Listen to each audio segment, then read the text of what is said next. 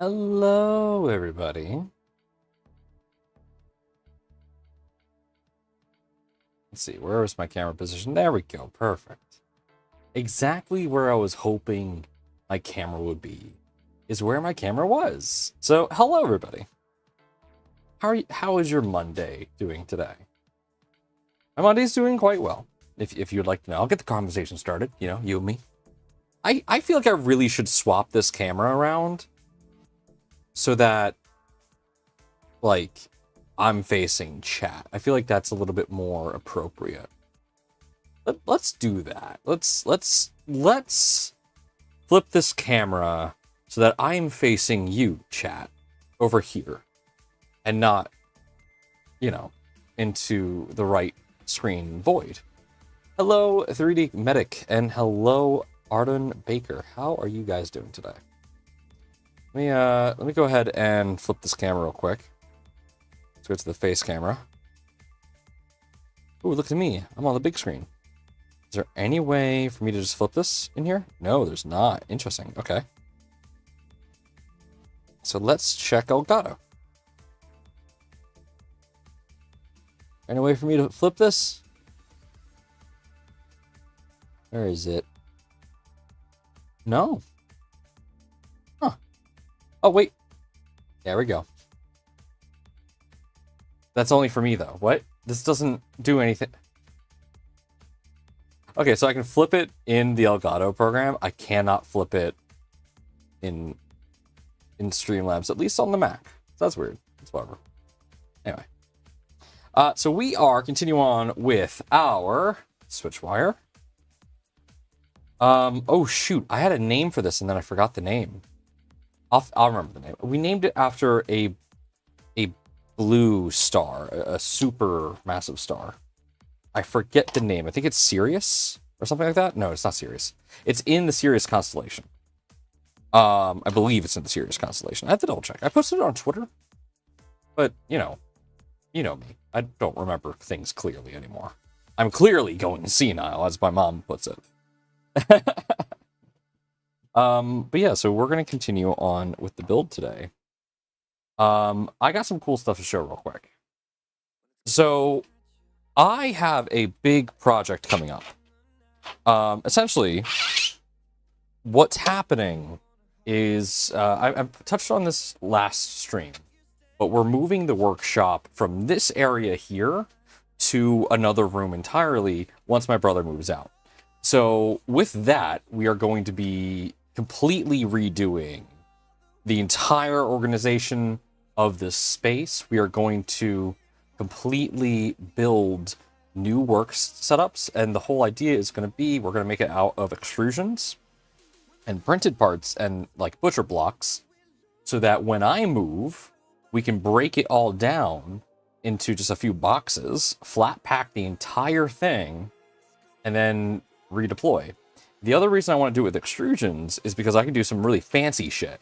Like, one of the ideas that I have is that I'm going to build a new computer, and I want this new computer to essentially slide in and out of this new setup. So like, we're going to use extrusions, and we're going to put like rails on the extrusions and allow it to slide in and out, so I could like do it like a server rack. It's going to be fun, whatever we do. And I don't know if I'm going to live stream the whole build or something. We're definitely going to live stream the design process, because that's going to be wild. It's not going to be a full drawer PC. Like, it's going to be a normal tower that slides in and out. So it's going to be made of extrusion. So the tower is going to be 3D printed, and it's going to be made of extrusion, but it's going to slide in and out of like a little cubby that I designed for it. Like, the cubby can have its ventilation and everything. So all that could be in the cubby. And then I just slide the computer out when I have to do something. Something like that. And then the other idea I have is that, so the space that we're going to go into is a lot smaller. So I don't have as much depth as I do here. But the idea is that my main desk is going to be pretty deep. I want it to be like 40 inches deep. So I want it to be pretty deep so that I could easily put a Prusa XL on top of the workbench and work on it however I need to. So that's the idea. But what I want to do to help encourage a clean workspace is I also want it to be my computer setup. So, you know, I'm working on something, and then rather than just leave it here like I have been with this, I take it and I put it away, and then I bring it back out. Or I shift it to the side, something, whatever we decide. And I have like, what I do, rather than have like all my parts out on the table, I have pull-out drawers where I can put everything. Organize everything, put them all in a drawer and all of that. And then, hey, all right, done. Put it. I have 2 drawers underneath the desk. One for all the parts that I'm working on, and then one for all my tools that I frequently use, so that everything has a place.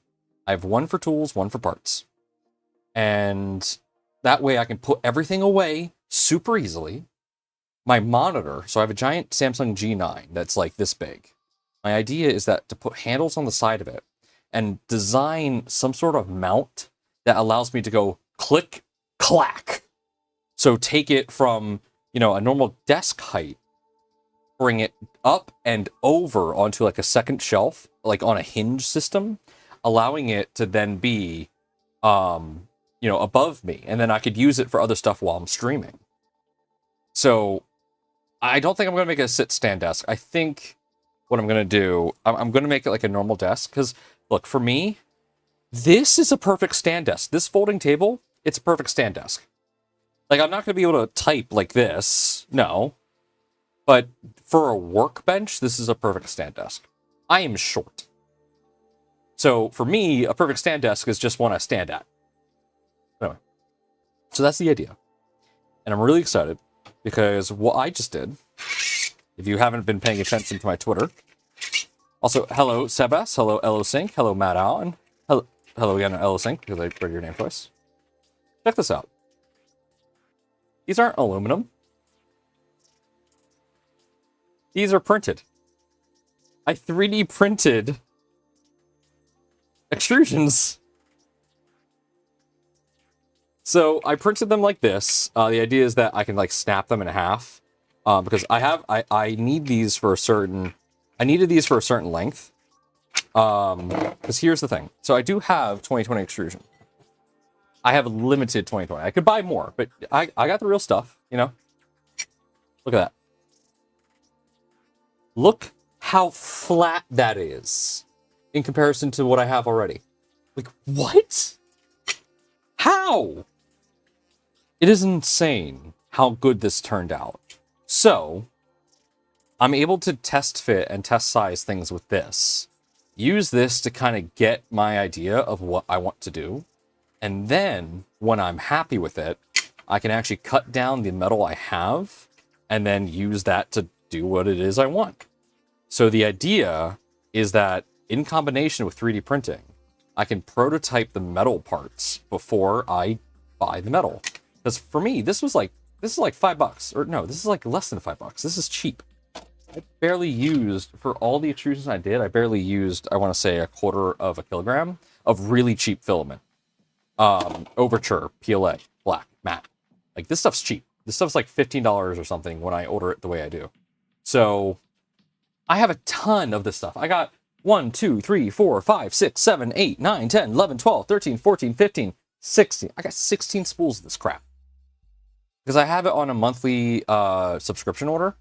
So it comes, and it comes. Just constantly. So I have a lot of it. I'm fine putting it to use like this because this is awesome. And then what I can do, the other thing I want to do. So I want to, this camera up here, this top camera, this is fairly light. I want to see if using plastic extrusion, I can make a camera rig. I should be able to, because it's very light. This is lightweight. This, using PLA or PLA Plus or PETG, should be able to sustain the weight of that camera and a couple of lights.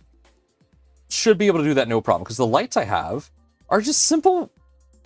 They're just simple little lights. They're not anything fancy. They're not heavy. Yeah, I can do some pretty cool shit with 3D printed extrusion. So we're going to be doing that.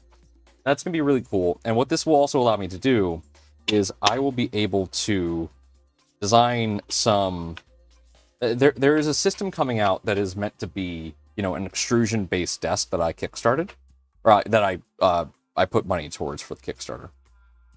And so this will allow me to start designing a few things for it way ahead of time. So I'm excited for this. This is gonna be awesome. I am just hyped. I'm freaking hyped, man. This is gonna look good. This is gonna be good, and I am just super excited. And I also decided to toss in a piece of extrusion that's not all too common. Just a normal round piece. Yeah, this turned out great. This is phenomenal. There is, aside from the seam, there's nothing wrong with this. This looks so good, and it's really straight. And I could thread this on the middle. I could put a threaded rod down, and that would increase this actual rigidity. So that would make this strong. And, if I found metal pieces that went in there, I could make this even stronger. Doom Cube desk, right? So this is going to be cool. What this also will let me do is I want to be able to design that hinge system for that monitor. This will let me do it with plastic before I go and commit to making it out of metal. This is one of the best purposes for additive manufacturing, and I am super excited about it because this is going to be a massive project for me. I've never done a project like this, never planned on a scale like this. It is daunting as all hell, but I am tired of not having a wall. I'm tired of not being able to do anything. I'm tired of things just being strewn about. And the only reason things are strewn about like the way it is because I don't really have anywhere to put it. I don't have anywhere to put stuff. That stuff doesn't have a place. All I have are bins. That's it. I just have bins and bins and bins. Bins work fine when you don't need to find something, or when it's a bunch of one singular thing. So a bin works great if you have like a ton of HDMI cables. All right, yeah, just reach into the HDMI cable box because anything in there is an HDMI cable. But when you have stuff like, okay, my Phillips wrench or my Phillips screwdriver, my torque wrench, everything else is in there. It's like, okay, well, I have to dig through this to find what I need. That's why everything is chaotic. So I'm hoping that with these 3D printed extrusions, we can actually start and organize and just be better. I can't wait to do that. Have PCB Waste sponsor them for the metal. I mean, hey, that's actually pretty good. Build shelving out of 3030. I think that's what the Kickstarter does. And I think I'm going to be doing that. So the 2020 was just a test to see if this was even possible. Future things would likely be out of like something like 3030. And let me be clear. I'm probably going to print them on this. I'm probably going to use PETG supports or like, I don't know what material I'm going to use that out of. PLA is brittle, but that also means like it doesn't bend as much unless it gets warm. So I might do it out of PLA. I might do it out of PETG with PLA supports. I don't know yet. I might look to see if I can get sponsored by Printed Solid to do this, because that would be awesome. Imagine doing it out of entirely printed solid. That'd be wild. Or I might see if someone else might want to sponsor it. So I don't know. This is going to be fun. That's like going to be a massive channel project that I'm going to be super excited to do. It's going to be a lot of fun. And the best part about the current setup I have for streaming is that I can actually move this into the other room and show the process. Like I can show the entire thing. I'm able to get the entire room in one camera shot, but I have multiple cameras to be able to add more. So like right now we're using the Mac for our video ingesting, but I can use a couple of USB ports on the laptop to get more video. So I can really show I could show the entire room in the process. I think it's going to be fun. Build a desk that is really just a Core XY printer. That's an idea. These extrusions printed in Jesse PLA. Don't tempt me. Don't tempt me. I'll walk up to David and be like, hey, did you see that crazy idea I had on Twitter? Do you want to sponsor that crazy idea that I had on Twitter? And he's going to say no. No. All right. So with the chaos planning out of the way, let's get back to our Switchwire. The Switchwire itself probably will not be participating in that insane project aside from helping us make some of the some of the crazy joints, because I'm likely going to make the joints out of stuff like ABS ASA, just for the sake of rigidity, and because I'm likely going to actually have like some hot stuff in the area. Hey, Strange Parts, Scotty, welcome, friend. We're just going over some of the crazy stuff that I have planned for my workshop, so that it could be less of a chaotic mess, and be way better. I'll show you the Kickstarter that I have just put money towards, because the whole idea is that we're going to do a aluminum extrusion workshop. And I just 3D printed some extrusions to do some test fitting for said workshop before I cut a ton of metal. So, super excited. It's going to be crazy. It's going to be fun. Do yours next? Sure, why not? Look, I will be happy to help you design a workshop out of extrusions, because I think that would be just like the right level of chaos for anything. All right. Whoops, wrong button. There we go. I would love to do a collab, man. Positron Chaos Engineering meets Scotty's Chaos Ranch, the Electric Ranch. That would be fun. All right, so we are working right now on, let's get the sensors. We are working on the anti-sag part of the Switchwire. So we're going to go ahead and get that installed. So if you're not familiar with the Switchwire was essentially a conversion kit for Enders and other bedslinger printers when those were really, really popular. The Switchwire is not a super popular printer because it's not cheap. It is like $800 MSRP. And as such, it's difficult to really, it is difficult to, unless it's on sale, it is difficult to justify the cost of a Switchwire when for just a little bit more money, you can get a 2.4. For me, the Switchwire is perfect because I am likely moving to a mostly Prusa shop. Mostly Prusa and mostly Voron. So one of the biggest things when you have a shop with a ton of printers is you want your build plates to be cross-compatible with one another. So I almost burned myself. Since I'm going to Prusa, I want my yeah, you can get a 2.4 for 900, yeah. But since I am going to Prusa for the most part, I want my beds to be essentially cross-compatible. I do plan on getting a few Core 1s in my future, so that is just going to be kind of the idea. And these beds are compatible with the Core 1, so, you know, might as well. Might as well keep it in the family. All right, there we go. That's done. Now I need, let's see, I need M3 by 12s. Where were they? That's M3 by 8s. Is this, okay, SHCS. Here they are.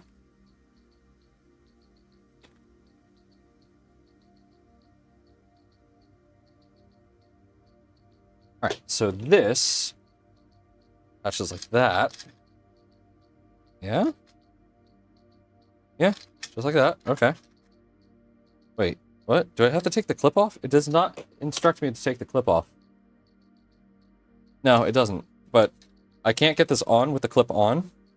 So I'm presuming that I am supposed to take the clip off. How the fuck?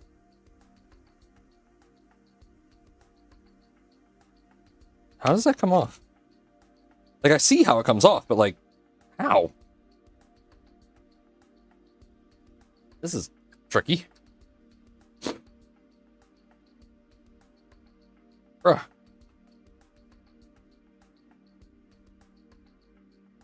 Oh, there we go. I got it. Come on. There we go. Now lift it again. There we go. I can find a purpose for that, probably. There we go. That fits. That fits. All right, so now we put that in there.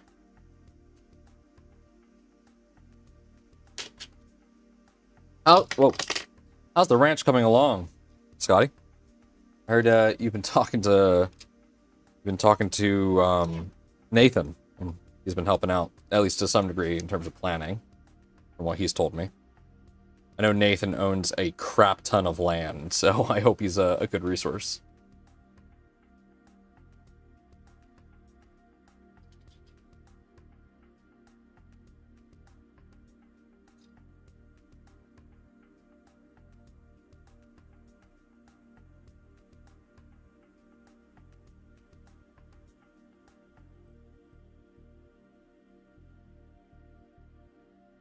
Go.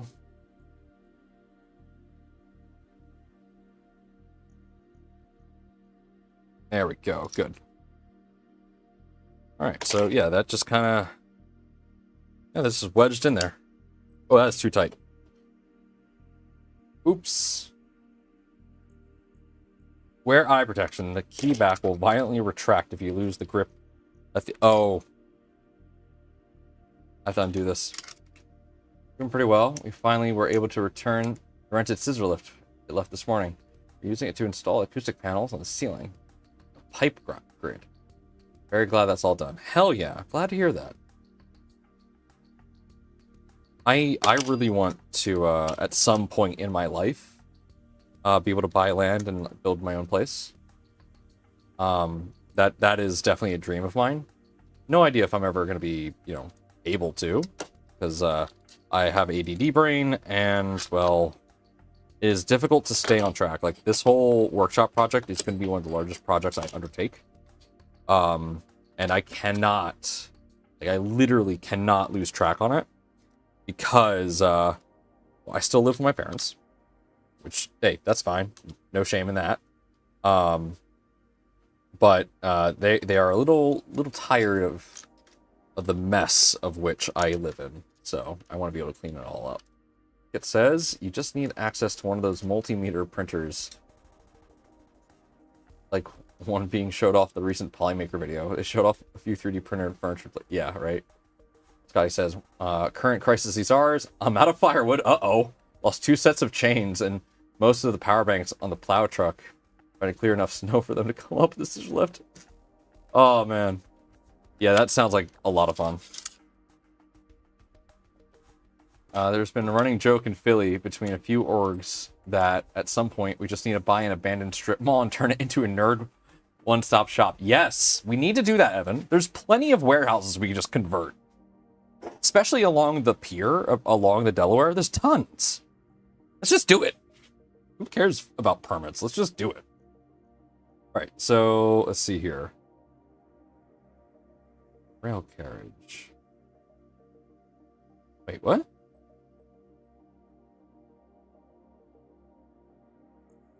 It wants me to put this there? Okay. I'm 5 by 10.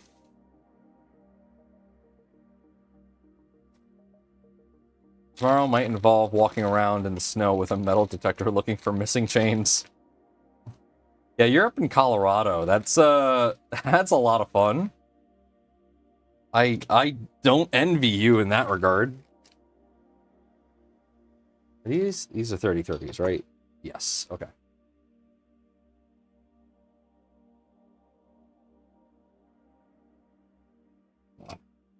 I do not have the luxury of turning this around. Oh, hey, that just clicked into place. Nice. Thank you for cooperating.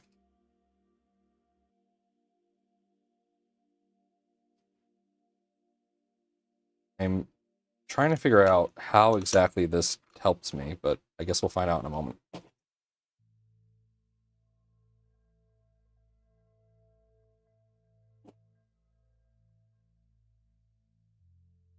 Okay.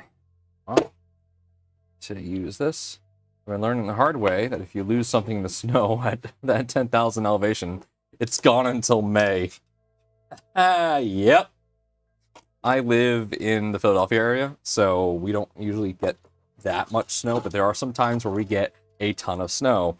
And yeah, if you lose it in said snow, you just have to wait until it thaws out. And there is nothing you can do about it. remember my dog lost a toy in the backyard once during a snowstorm. 'Cause she loves to just run out there and play with her toys in the snow. So she lost the toy. There was no way we could find it. Like, I looked everywhere. It was just gone. She was so happy when she found it in the summer, or at least when it thawed out. That was hilarious. All right, so how the hell does that work? If the retraction's on the bottom, isn't it just going to pull it down? I guess there might be like a thing or something. I mean, that makes sense. This is called the counterweight. Oh, yeah, there we go. Counterweight idler. Yep, that's exactly what I was thinking. So let's see here. I need... That's just a plate like this, I think. Is it? No. That's a different piece. It looks like these, but it's different. Oh, these are end caps. What I'm holding here are end caps, I think. Maybe? I don't know. Is this it? Nope. More of that. A ton of these, whatever these are.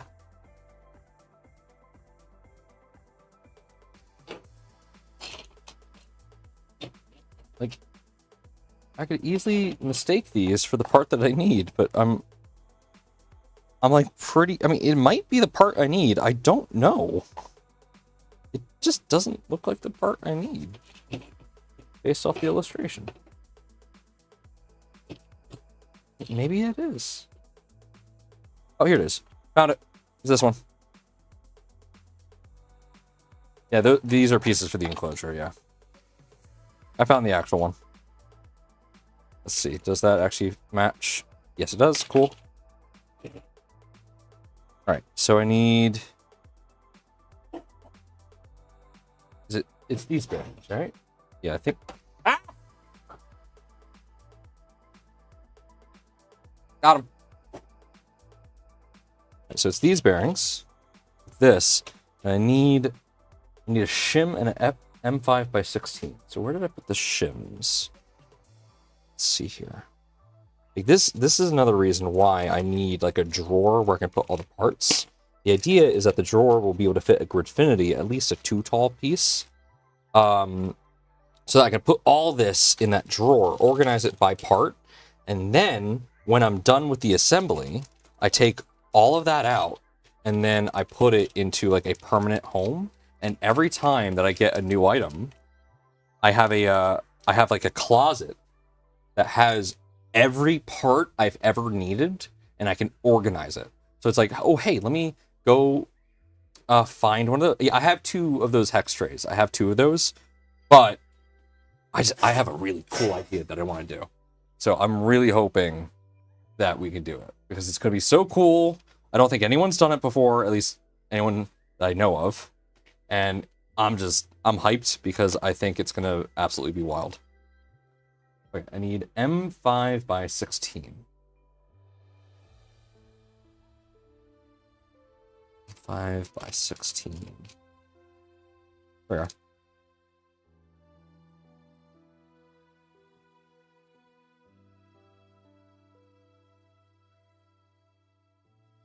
Weird that this is like a belt setup when this is a string. Whatever. No, one of these.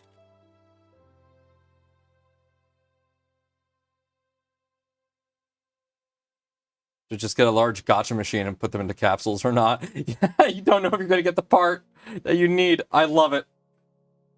Oh, I love that. I hate it and I love it. That is both the best idea and the worst idea I think you've ever had. You can get those for $200 used. Oh man. It's both the best and worst idea. I hate it. I hate it. Imagine doing that with filament. Like, oh yeah, all right, I need ABS. You know, you and then you just pull PLA. Just like...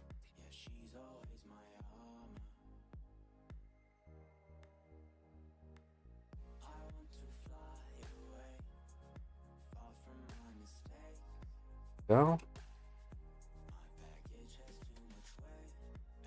Oh no, I was about to say, it sounds like Scotty needs a gachapon machine. Oh no, we've given him an idea, guys. Hey, now if we ever see a gacha machine in the Electric Ranch, we can all say that it was a Nomad's chat that inspired him. That's the kind of chaos we like. Okay, so I guess that just does that.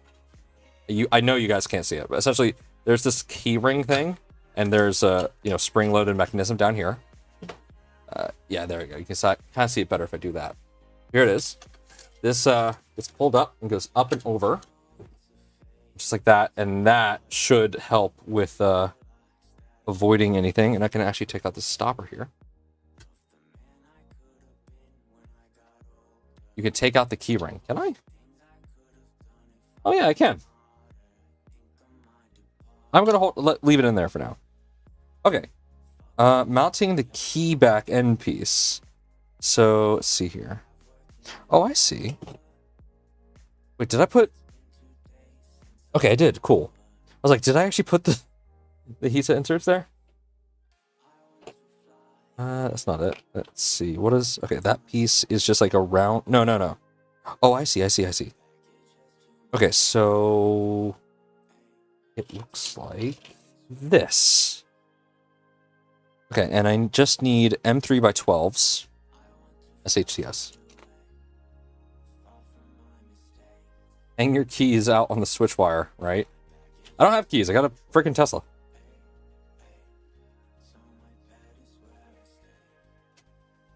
I got an EV, man. Keys are a thing of the past. Alright, let me tilt this so that you guys can get a better view.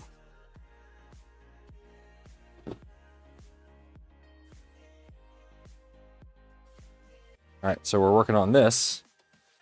Man, I'm gonna miss losing weight. Because, honestly, being a little fat makes things like this easier. I just have a shelf.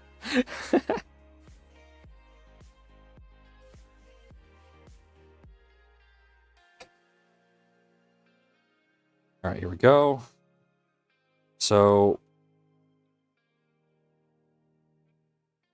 how does this want me to do it? Okay, so it wants me to do it like this. Like that? No. What? No, yeah, that's how it wants me to do that.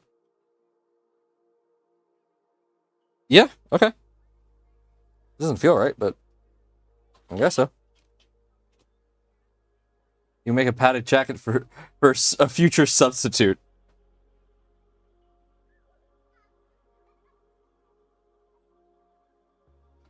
Actually, I love that idea, Evan. That's a great idea.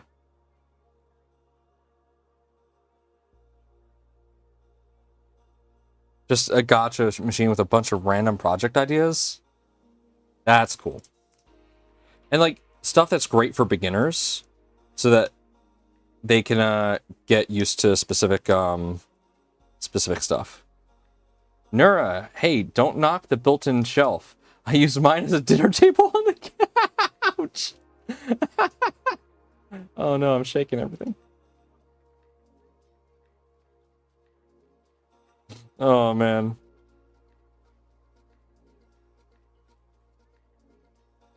Tech Jeeper, my good friend. Welcome. Tech Jeeper, every time I use the screwdriver kit you sent me, I give you a shout out. I'm not sure if you know about that. Alright, there we go. Yeah. Thank you, buddy. This has been invaluable for this build. Thank you so much. Alright, there we go. Oh man, that is nice. Oh, I'm so excited. I cannot wait to get this going. Alright, on to the next step. Bring it to events if someone were to get all the capsules and have enough parts to build the printer. Oh, that is a great idea. Oh, Evan, I know you're part of the Philly Maker Fair.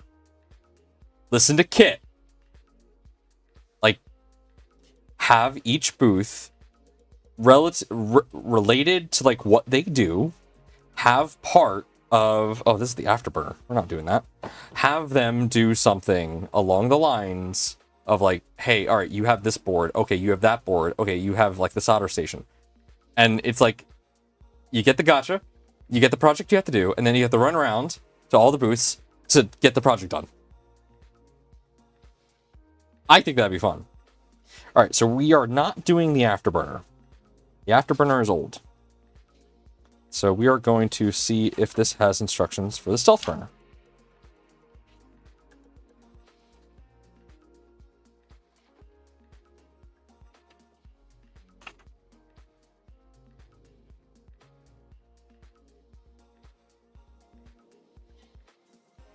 And I remember building the afterburner. Yeah, stealth burner is a bit outdated. I am aware of that. Oh.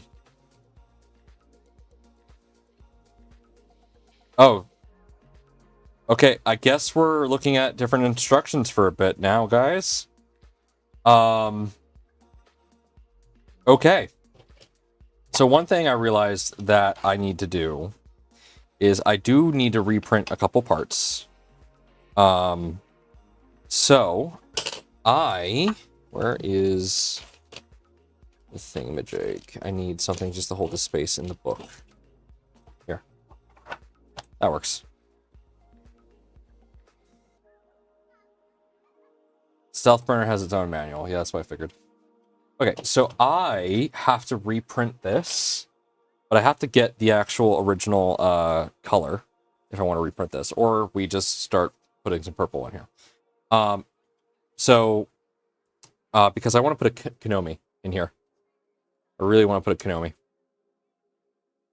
So yeah, we will be doing that. Okay, let's pull up the instructions for the stealth burner. Let me just take a sip here.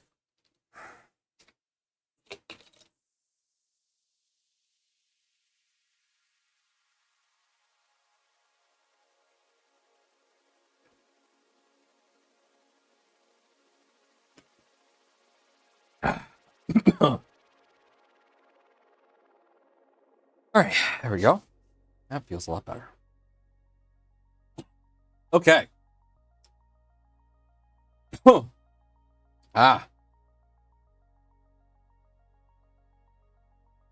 So let's see here. Stealth.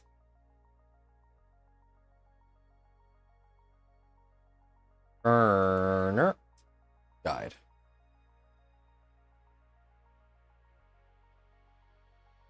There we are.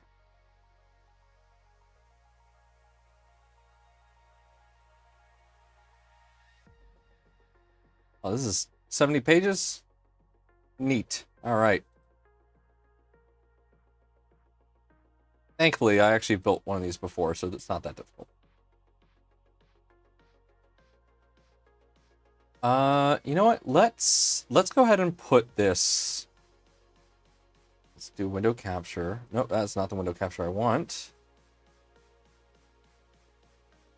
Let's do. Where is it? Is this one? There we go. All right, let's shrink that down. Put that over here. Show it. Let's hide my lovely little tabs there. You don't want to see my tabs. Right? You don't want to see those tabs. Let's get rid of the URL bar as well. Voila! Rigged! Alright, so we'll go ahead and put this here. That chat can follow along. Alright, there we go.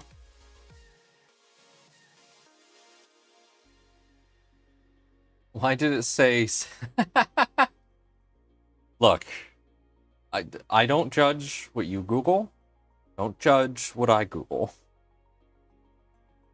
Oh, man. All right, so let's see here. So we got introduction, hardware overview, Clockwork 2, tool cartridge, stealth burner, X carriage, ADXL mount, and next steps. So we don't need the ADXL mount. We can skip that. X carriage, I think we might also be able to skip. But yeah, let's go ahead and go through. Okay, yep, all the hardware we need. All right, so let's see here. Clockwork 2. I've seen a search history. It's spicy. Is that what that program did? Did you install a heckin' spyware on my machine? Apparently only positron is already taken. Oh man, the sneaky bastards. Alright. Have to double check, because I feel like there's always like stuff in here that you have to remove, but I think we're good.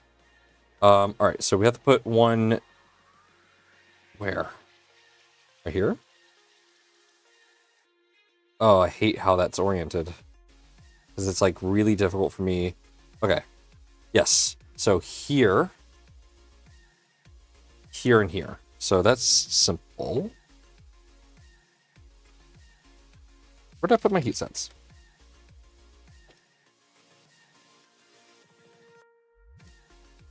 Where did...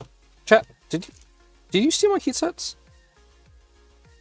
Chat, how dare you steal those? I needed those. Where did you put my inserts, chat? I trusted you to take care of them. And you do this to me. Why? Oh, there they are. Found them.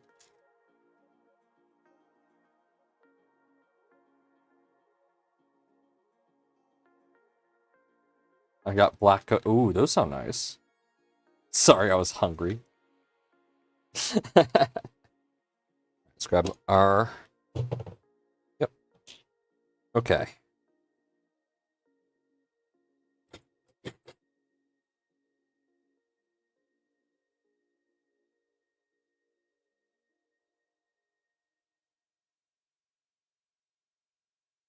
Oh. Where'd that go? On the floor. No, that is a nut. Not a heat set. Whatever, we'll just grab another.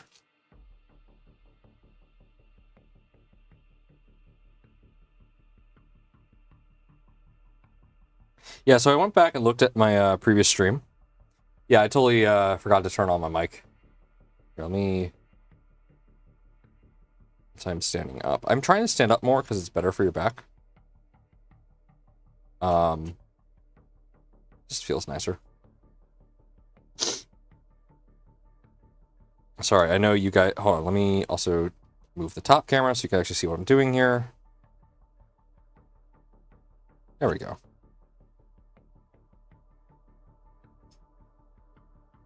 No tray for all the parts? Nope. Just how I like it.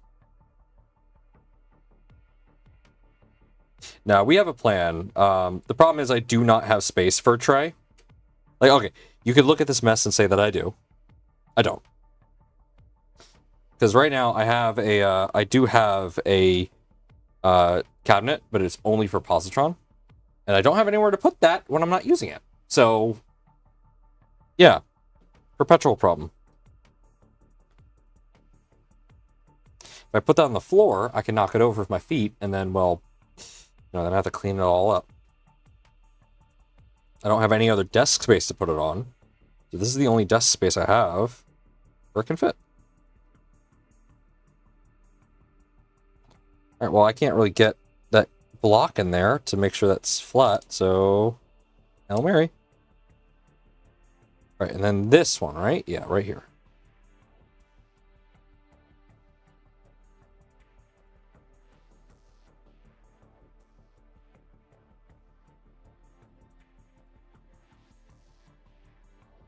And that just goes in there. Alright. So that's it for now. We will need you later. Alright. There we go. Say hello to later.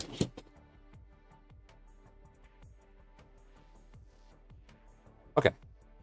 Next piece. Let's just grab a bunch of the stealth burner pieces already, just to make sure I have them on hand. And I just lost my place in the guide, because my thing fell out. Okay. Not this piece yet, but that will be soon. Where is that piece? Is that that piece? That looks like that piece. Doesn't look as thick as that piece, though. That's that piece, though. This has a lot. It says 1, 2, 3, 4, 5, 6. Whew. All right.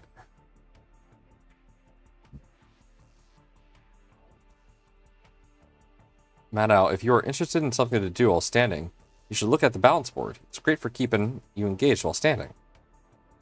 I've seen those. I don't really need to be engaged while standing. It is just I need to stand. My job as IT has me sitting down for so long that I don't actually I don't get up as much as I really should. So I have started just like, it hurts to stand up for a long time. I'm 27. That shouldn't be happening. So I have started to just stand up whenever I can.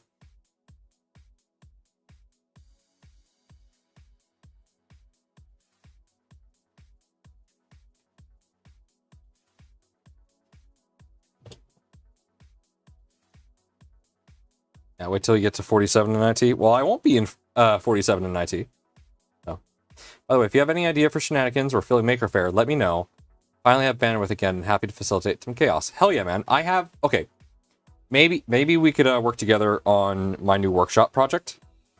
I will need help cutting some extrusions. I have the capability to do it in-house. But... you guys probably have tools that are definitely better for doing that. So, I may just need a bit of help with that.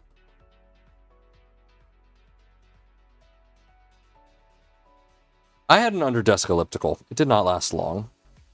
I grew very bored of it very quickly, because it was kind of shitty. That's why I said I retired for 18 months, right? Like, I'm never going to be able to retire. I mean, I might be able to retire, but I'll never stop working. I cannot stay still. It is the ADD in me. I must stay active. I must keep doing... my brain must keep doing brain things. Whatever that brain... Ow! Whatever that brain... Ow! Whatever that brain thing is, I must keep doing it. I just burned myself twice. Cannot retire from IT. You will always be the family's IT. That is true. My parents finally asked me, hey, why do you like not want to help us when you come home? And I was honest, I was like, look, I do this every day.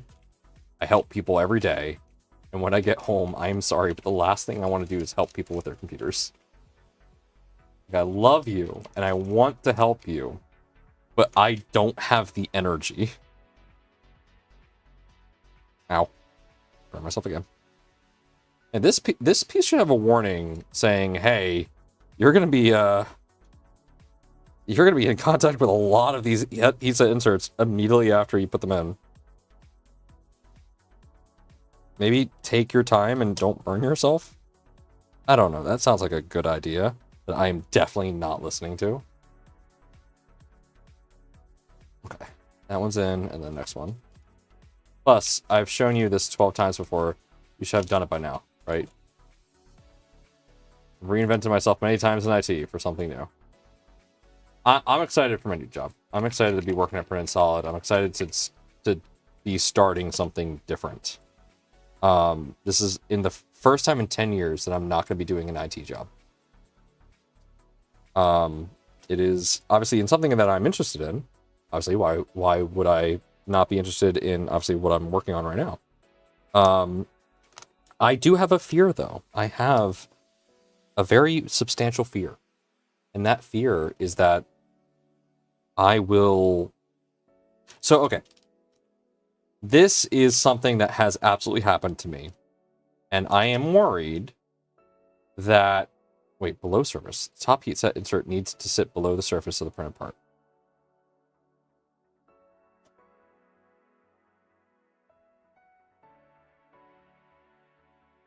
It looks fine. Do I really need to push these further? Oh, yeah, I think I do. Okay.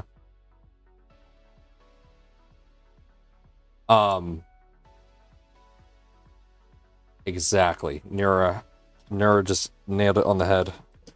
I'm worried that I won't want to do this anymore as a hobby. And I'm going to use Joseph as my, Joseph Prusa. I'm going to use him as my example. Joseph came up to me in 2022, and when he looked at the positron, he said, "This reminds me of when printers were fun." That's what scares me. I don't want printers to not be fun anymore. And I am truly worried. Oh, that's not good. I am worried that I will lose my love of printing. And I really don't want that to happen. Zach, shut the fuck up. We're making progress. But you know what? I think the community is what's going to keep me going. And I'm very hopeful of that. Okay. Any more of these? Yeah, I see that one through there. Okay. These are not straight, though. That's the problem. They're as straight as I'm going to be able to get them. Okay, let's see. Any... There's more. There's more. Okay. Right there. There's another one.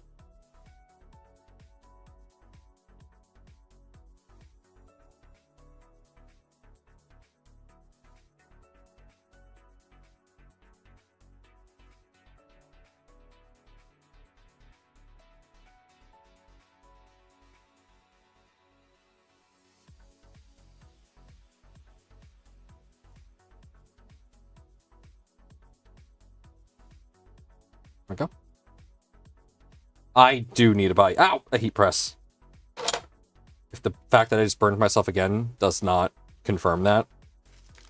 I had a really crappy heat press, but I'm gonna make a really nice heat press. Already fixed up the X1, managed to pass the clog, past the extruder with the hot and removed. You had a thermistor wire on the Panda that was hanging onto the connector like oh god. Listen, that Panda connector is very thin and very easy to break. Hey, Lone, welcome. It won't be just the community that will keep your love for 3D printing. It's the spark and sense of wonder with the crazy possibilities you can discover with them. I couldn't say it better than myself, Lone. Thank you. Oh, that is, uh-oh. How am I supposed to do that?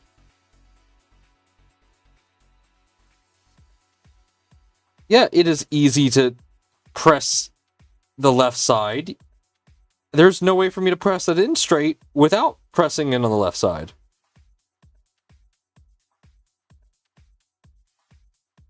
I guess that's just going to be perpetually crooked. Okay, we're running with it.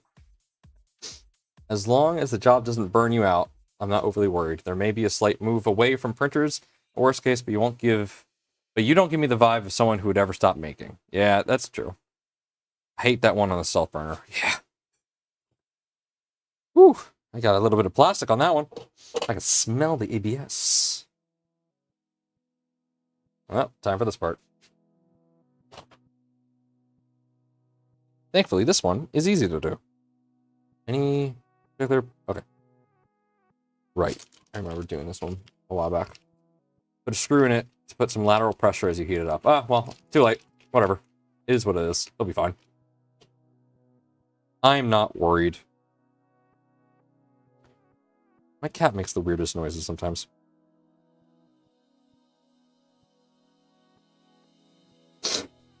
Don't ever wipe your nose when you're holding a soldering iron. That was really dangerous of me.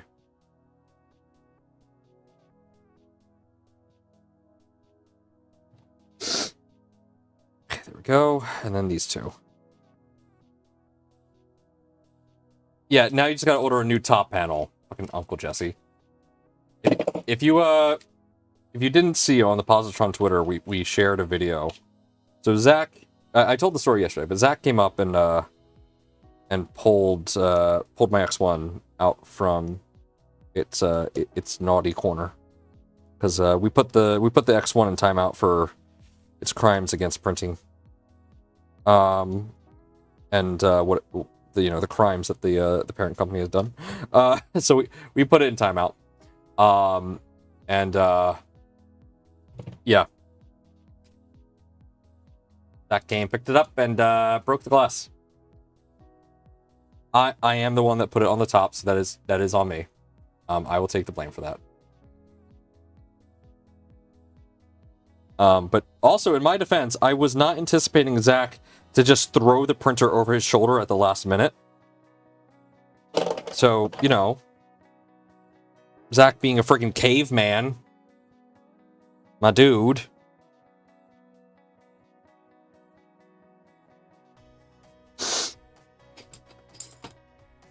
Okay, there we go. More. I forgot how many heat set inserts this part uses. I truly forgot just how many it uses.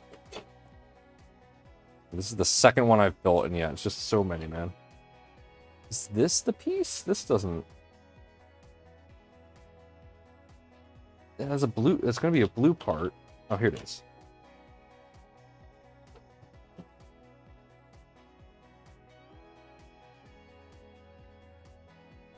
That's Captain Caveman. Have to head out. Definitely need to grab a bite sometime. Yeah, I heard I got a new cheesesteak place that we have to check out. Zach went up to see it, so let's meet up there sometime. Wait till you try an old Gen XOL. Oh no, I'm good. I don't even want to know what that is.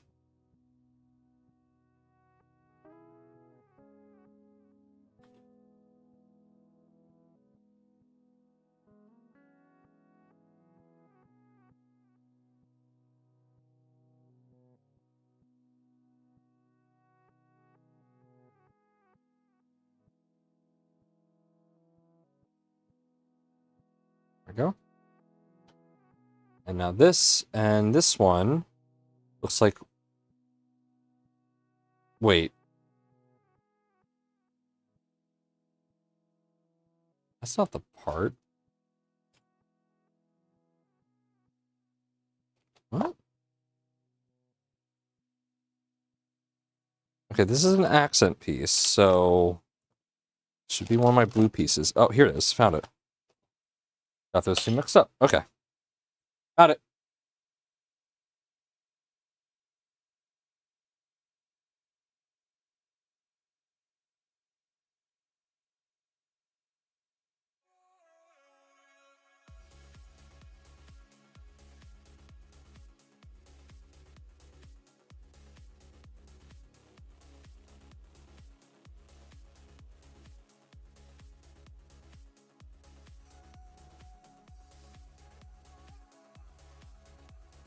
Oh, that one you used heat.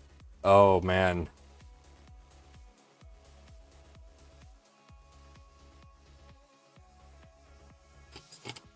All right, well, that sounds like fun. Okay, well, here we go. Time to actually start assembling. Wonderful. All right, well, get the part that I was about to use.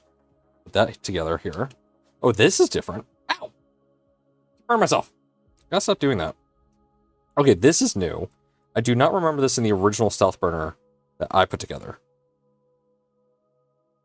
years ago. So this feels new. I like that. I already like that. This feels a lot better than whatever I did for the original. Maybe this was part of the original and I'm just forgetting entirely. That is entirely a possibility. Okay, M3 by 16. It's M8 by 16. Don't need that. M3 by 12.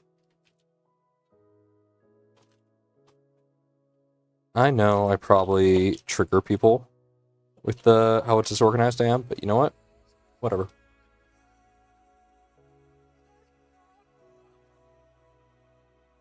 M3 by 16. It's such a pain snapping those together. Hey, did I ever tell you that there's an annual ska festival near my house every... I'm sorry, what? There's an annual ska festival, Zach? And now you're just telling me? How long have we been friends and you're only just now mentioning this? I feel offended. I feel betrayed. Zach, I thought we were friends.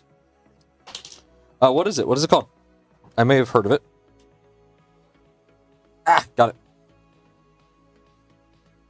I'm not the ska fan, I'm for real. I know you're not. Pleb.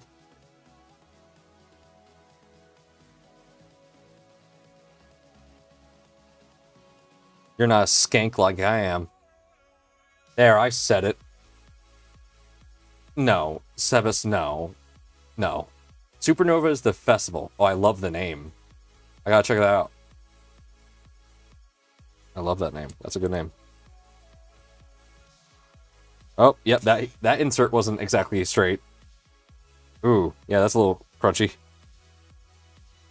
Yep. You're a progressive metal fan. I respect that. Don't you love it when you know the heat set is crooked and you just hear the noise of the filament just squeaking against itself? That's always great. Luckily, you'll never take those apart. Yep, this doesn't look like a piece I'll take apart. I'm now realizing, yes, I did put this together. This was part of the original design for the stealth burner. That has not changed. Okay. Ooh, where the heck would that be? I think that would be in the extruder box. Let's see. Or would it be in the toolhead box? I think it would be in the toolhead box. Yes. Yes, it is. I think I see it in here. Let's see. Yep, here it is. Okay, do I need bearings? No, just this. Okay. So it's our BMG idler. And then it is these two. Wonderful. Thank you, LDO, for making that so easy.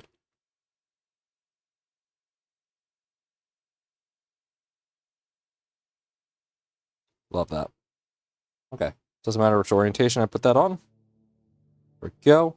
Then it goes into this part like that. It just snaps in. Right? Yeah. Lubrication film is required to ensure smooth operation. I feel like these are pre-lubed, so I think we're good.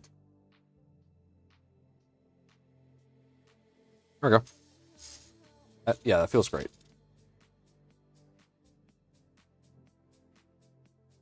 Yeah, that's good. No problem with that.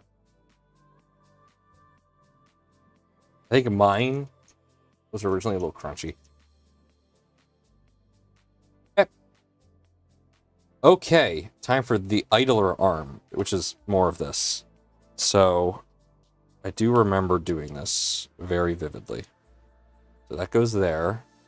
And then the other piece of this. Let's see. There it is. I have two springs in here. Why do I have two springs? I don't know. Maybe one's in case I lose one? Playing a band that wants... Oh! That's cool, Zach. I played in March Band once. I was a piano player in the pit in marching band.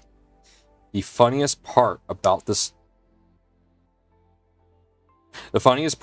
story, I did not know how to read music.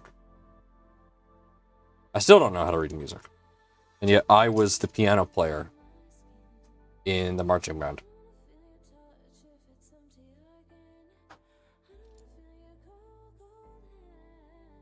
Let that sink in.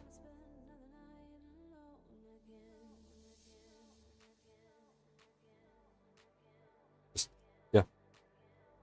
Okay, there... Ooh.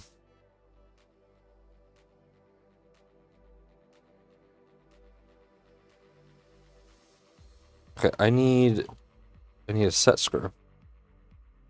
Wow, it's a good thing I have one last set. Oh. I have one last set screw. I don't think I need another set screw. I think this is it.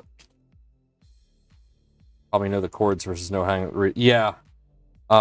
They tried to teach me. I was bad. I was bad. I quit like a couple weeks into it because originally I was going to go to that school. Originally. And then I got accepted into a school that I had applied to for high school. So yeah, I just bounced. I said, all right, guys, see ya. I'm going to this school instead, and because this school, you know, I'm not gonna be doing the marching band because I don't live, you know, close or whatever. So, yeah. Best part was, I paid to go to, they were gonna do like a school trip to Six Flags, and because I paid for it, they let me go because I already paid for it. Wait, LDO? That's not the right set screw. I mean, that's probably on me for assuming the set screw. I was being in the technical theater in high school, but the final production of my senior year, I played bass. And let my younger students try running a show without me. Couldn't read music either, and all I had was converted music to tabs. Nice. Oh man, my back. My back's not very happy with me. My back's like, dude, why are you standing up so much right now? I feel like that piece is meant to have a set screw. Okay, so I don't have a set screw for that. Huh. I'm going to presume that it is an M3 set screw. Which I have one right here. Let me adjust this camera. I need to sit down.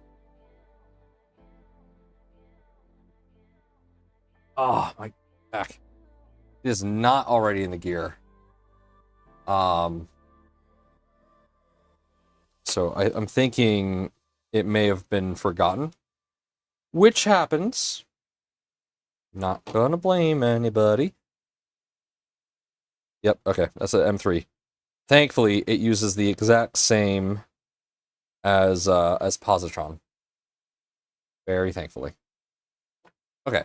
Well, I'm getting ahead of myself because we don't need this installed just yet. Okay. So it says put these two bearings. Okay. We'll put the one bearing in here.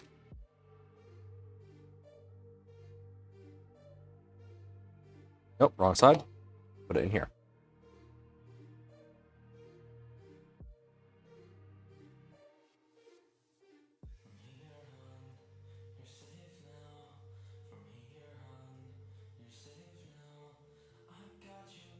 The LDO screwdriver is great for going in and pressing that into place. Gotta love that.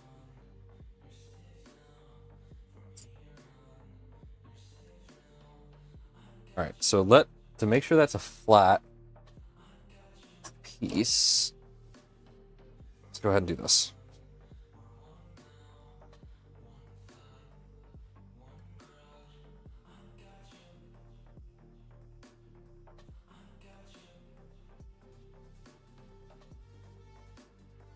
Just squish it. Yeah, there we go. That's good. Hey, you see a chiropractor, man. My back's messed up.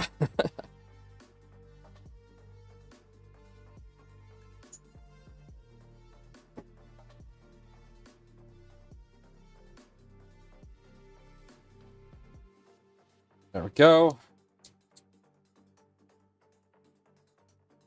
There is a little bit of rubbing. Oh, well, I just fixed it. No, it's still there. It's fine. Once it's all in place, it'll be fine. Alright, the other bearing goes on the other side. Does your Samsung G9 monitor make popping noises all the time? Nope, not all. My G9 does not make popping noises. Why? Does yours? That's concerning.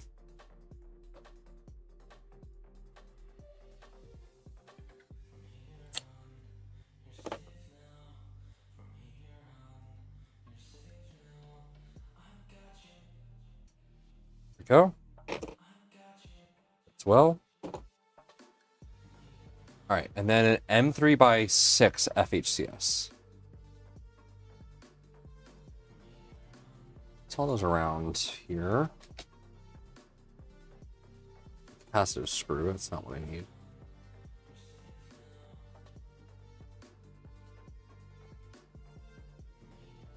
There we go.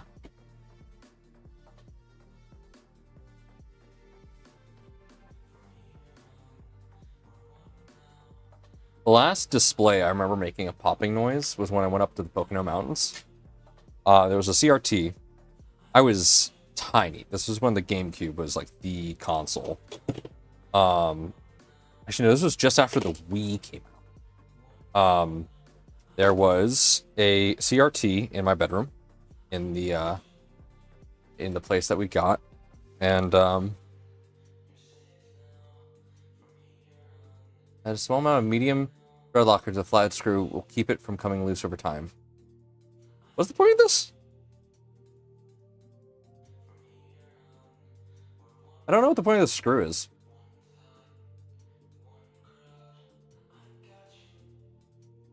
But I guess I will put some blue thread locker on here. What's that purple thing near the solder station? Oh! That is a test print. It is a couple otters hugging. Just a friend of mine. He goes by... oh man. Whoo! The smell of thread locker is always pungent. So he went to a... what's it called? Like, a Native American tribe for a bit. When he was young, and they named him the River Otter. So that kind of just became his thing. Like, he is the otter. And so, when I was working on his positron, I tested an otter print on it to make sure it was printing good, and it did. Printed very well. Very happy. Okay. Drive gear needs to be 15.6 mil. Part. I am going to eyeball this. I should not eyeball this. I'm going to eyeball this.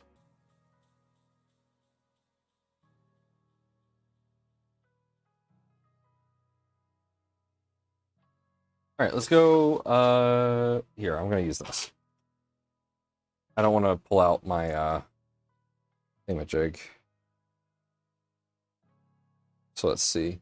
It needs to be 15.6. So that's going to be 1.5, roughly. It is definitely higher than that.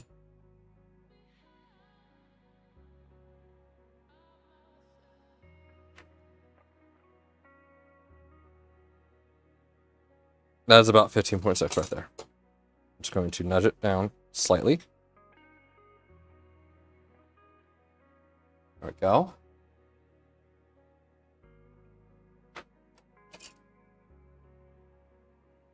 Yeah, I'm confident with that.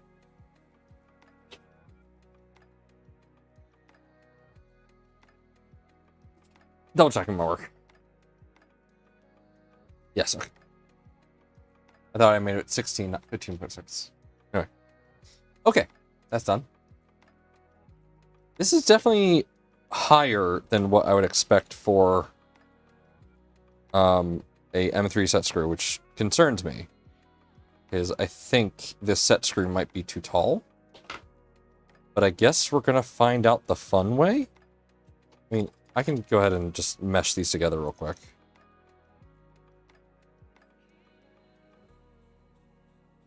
I think I am just in the clear. Wow. No, wait. No, that is not good. That is problematic. That's very problematic.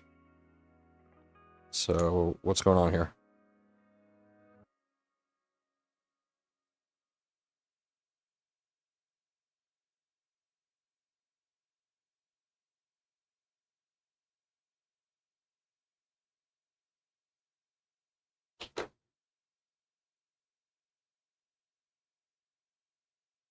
Shit.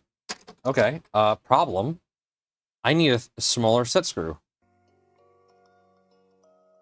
I need like an M3x2 set screw. I don't have an M3x2. I only have M3x3s. It is on the flat side, yeah. I pulled an M3x3 from the, I mean, I could ask for the Galileo extruder from LDO. Oh, come on. Release, damn it.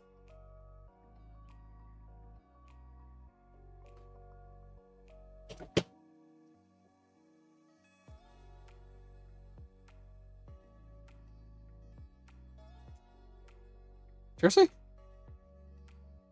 I don't want to damage these threads, dude. Come out! Oh my god! Oh! I don't know if those threads are even usable anymore, but hey, we'll find out the hard way. That was a lot of force. Okay, I don't know what to do. I need an M3x2. And as far as I can tell, the kit doesn't have one.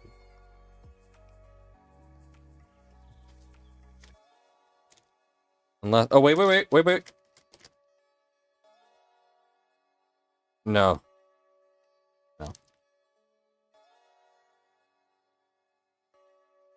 No. Okay, Houston, we have a problem.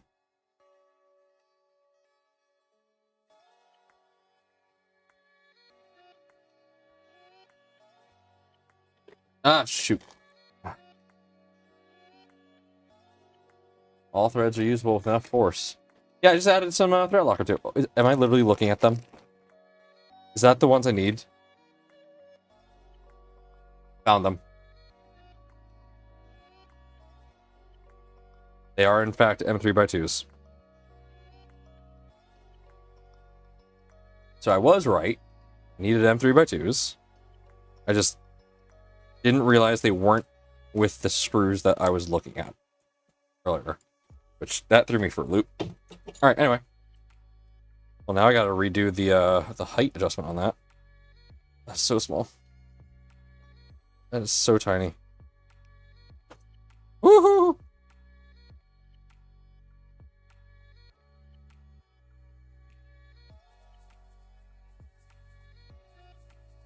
There we go. That's a lot better.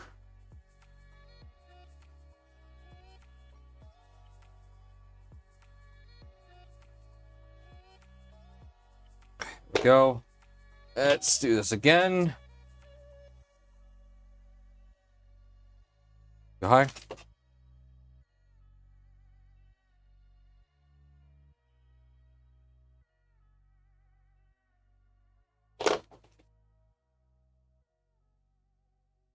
Too high.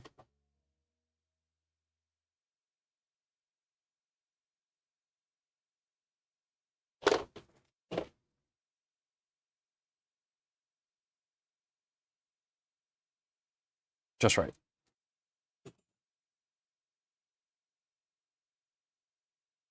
Okay, there we go. Goes in like that. Yep, that is good. And then the whole thing kind of clamps together.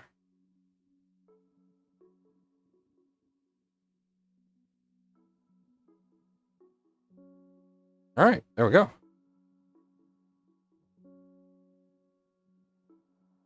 Okay, now from the back side, no, this side, M3x25 SHCS. Literally, no, these are BHCS. And 5 by 16, 3 by 10, and 3 by 25 SHCS.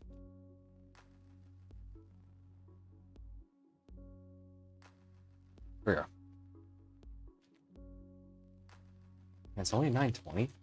Feels way later than 9:20.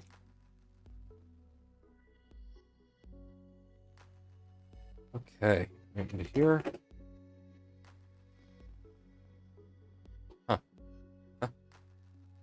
Initial alignment check. Check if the filament path aligns. Okay. You shall do that.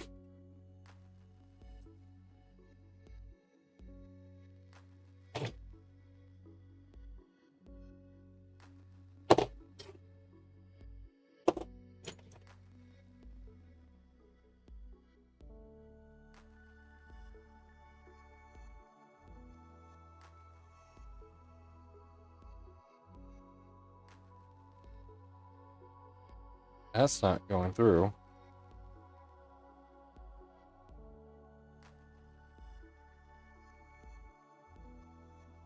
There we go. Because, yes. Okay, there we go. Alright, filament path check. I can already tell the filament path's good, but let's go ahead and test it. Yeah, because it has to go through there.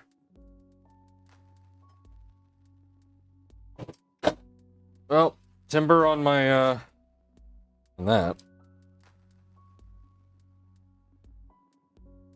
Alright, yep, there we go.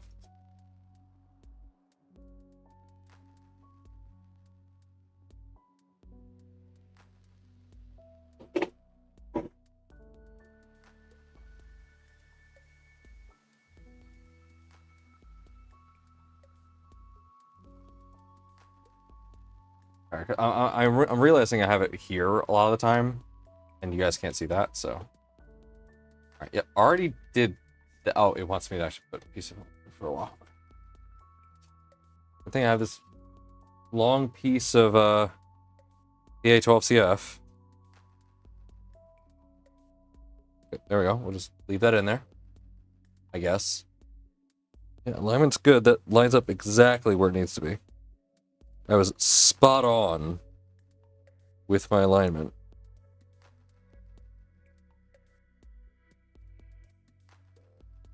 Like, actually, yeah, that was perfect.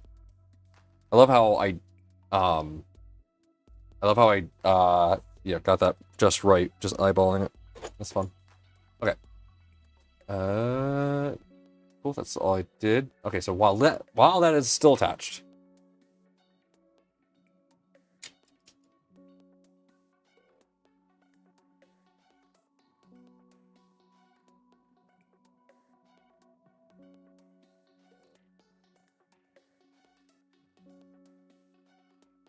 Okay. Alright, so now screw goes through here, M3 by 25 on one of these.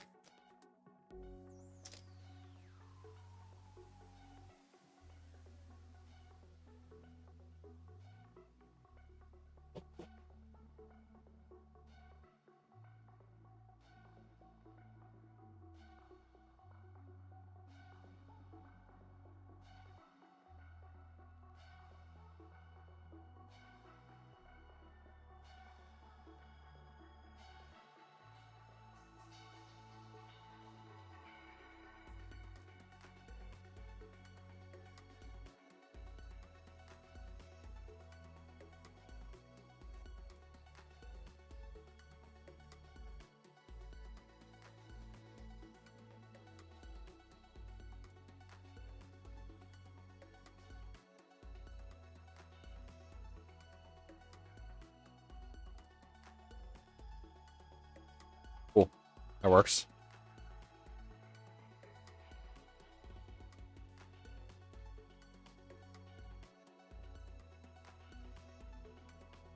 Cool.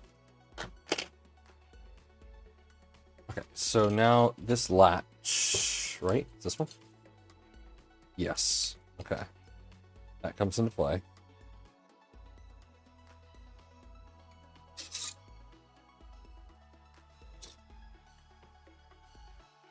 Okay, so that goes down there. I want to make sure that that path is clear.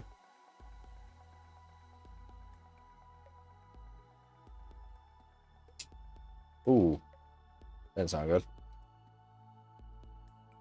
So, right there. I'll get into place. Another M3 by 25. Here we go. Let's pour a couple of these out. Okay, from what side? From this side, okay.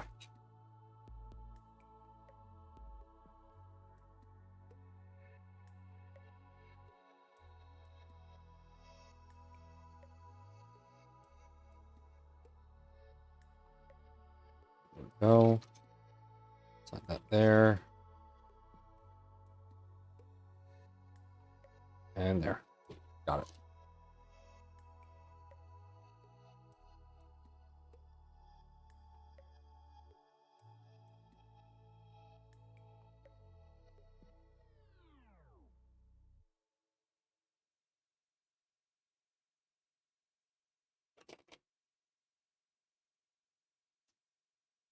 Okay, that doesn't necessarily go down.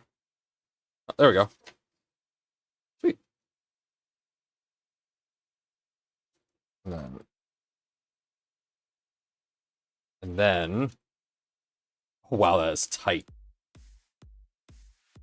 All right, well, that just means I have good grip on the filament. And of course, I can just loosen this thumb screw here to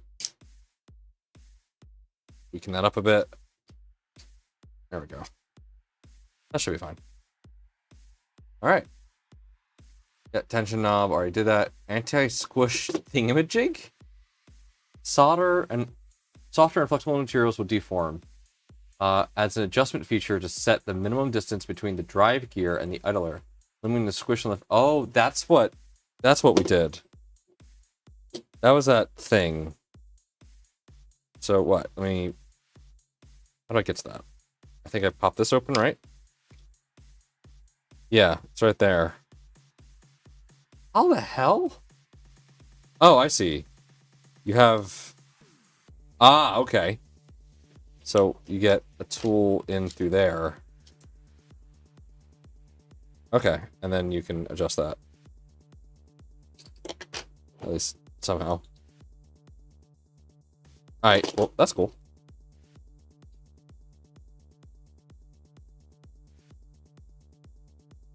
Alright, name a 14 stepper.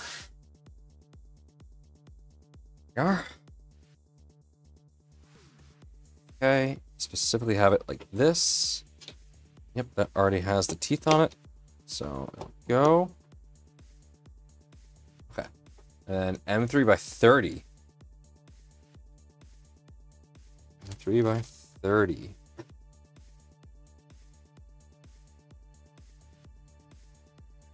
Just want to... my chair just clicked.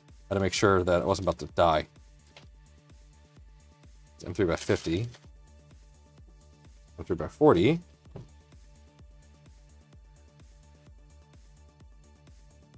M3 by 20. M3 by 16. M3 by 30, so I was looking right at it.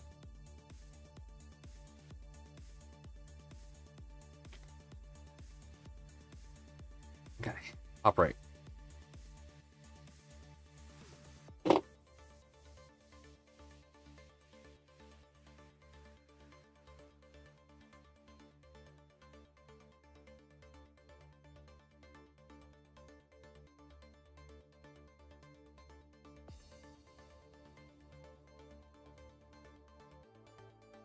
Come on. Come on. There we are.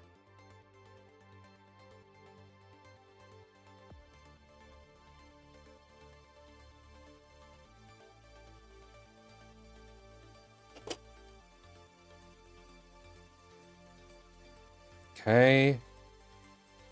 Move that there. Okay, and then it is a M3 by 8 with an M3 washer. Okay.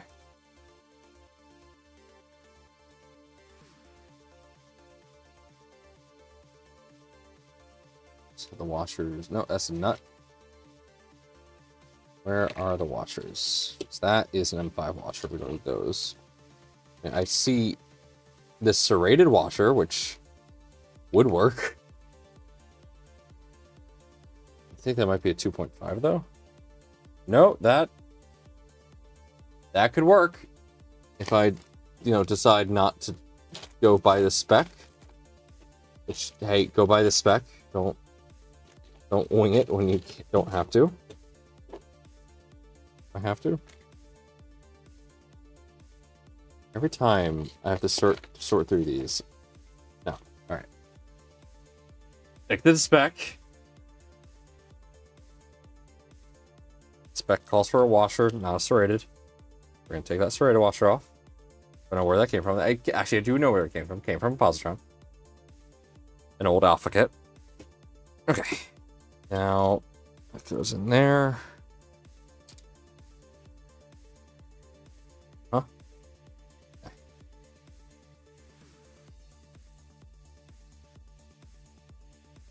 Okay, there we go.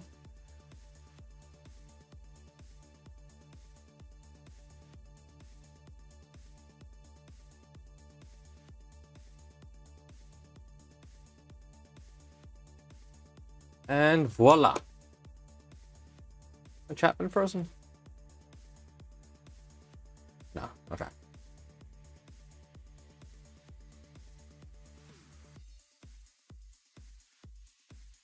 Hey, set gear meshing.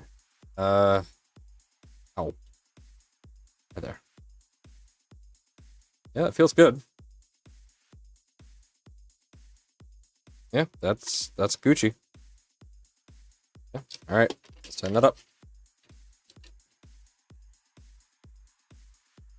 To check to see if those second set of extrusions, if they broke yet. All right, M3x20, SHCS. Time for this part.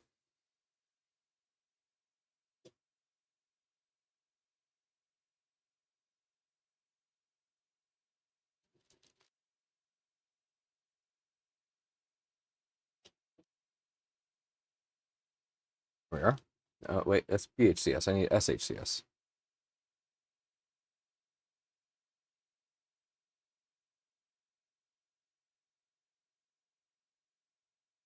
Where?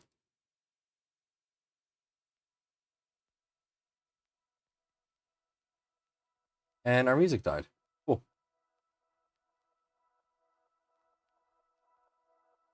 Oh, it was just loading the next one. Okay. Just check. I got a bunch of pings for whatever reason.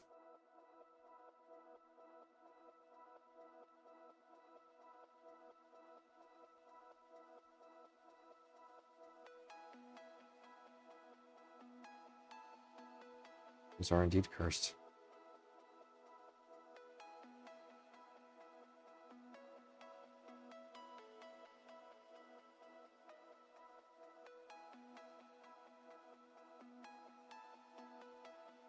Okay. Let's double check something.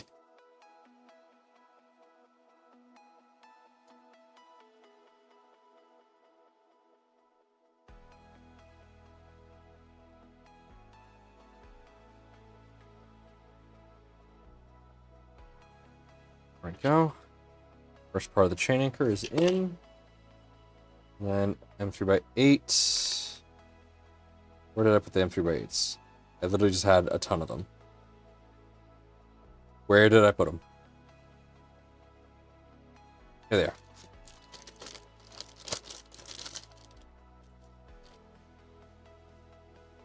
Digital Panhandler. Welcome, friend. That is a new name. How are you doing today, sir?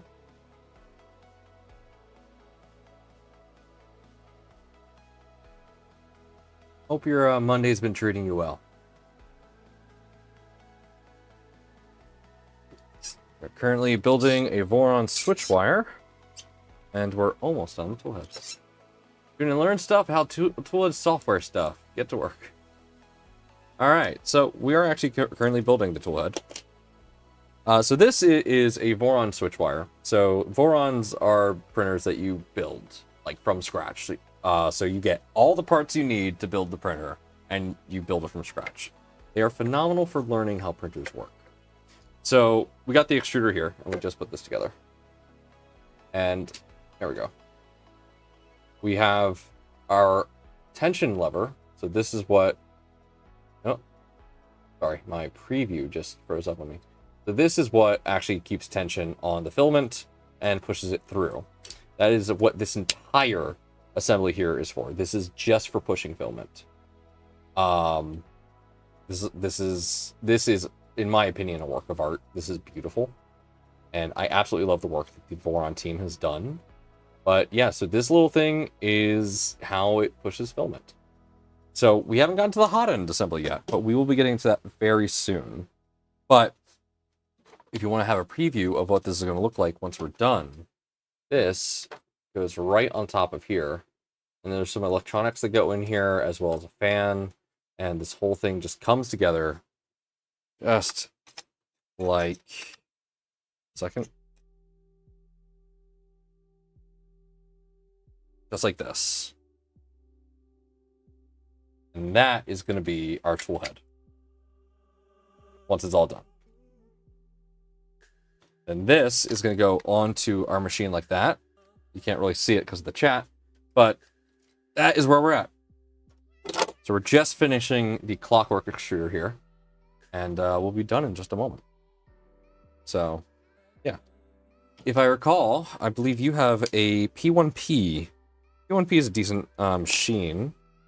I won't get into all the things that Bamboo just did recently. Look up Louis Rossman's video. Clockwork or CW2? Great question. I actually don't know. I'm doing whatever the stealth burner comes with. So Bamboo just recently released a firmware update that essentially blocks out all third-party stuff. That lied to the community, etc., etc. Watch Louis Rossman's video. He does a phenomenal job going over all of it. So I do recommend that. Okay, open latch. Now we're going to put a M3x16 through here. So where did I put that? Here we are. M3x16. Probably CW2, which is why it's better. Yeah. It's whatever the clockwork, whatever the instructions tell us to put together. But yes, ladies and gentlemen, I do want to say, let us give a warm welcome to a digital panhandler here. He's fairly, if he's the person that I believe he is from Scotty's Discord, then he's fairly new to the community. Still learning.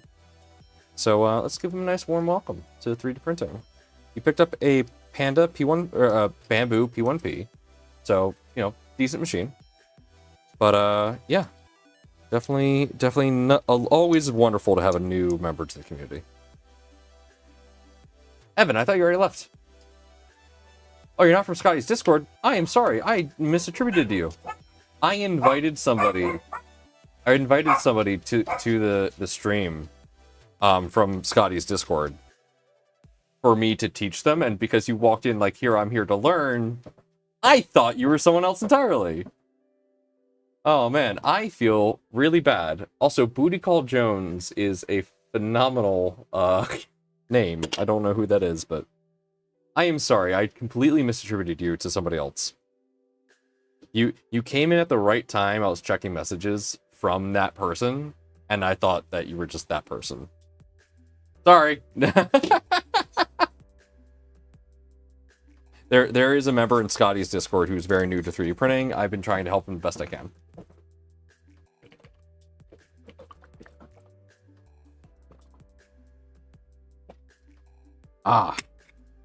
You are beyond your depth with the Voron. Well, hey, at least welcome. I am not great at the software side of 3D printers. Let me be very clear with that. I'm better at the hardware side. But I will hopefully help teach you whatever we need to know to get this working, because I have some software, I got some mods here that we're going to be installing, and I have no idea how it's going to go.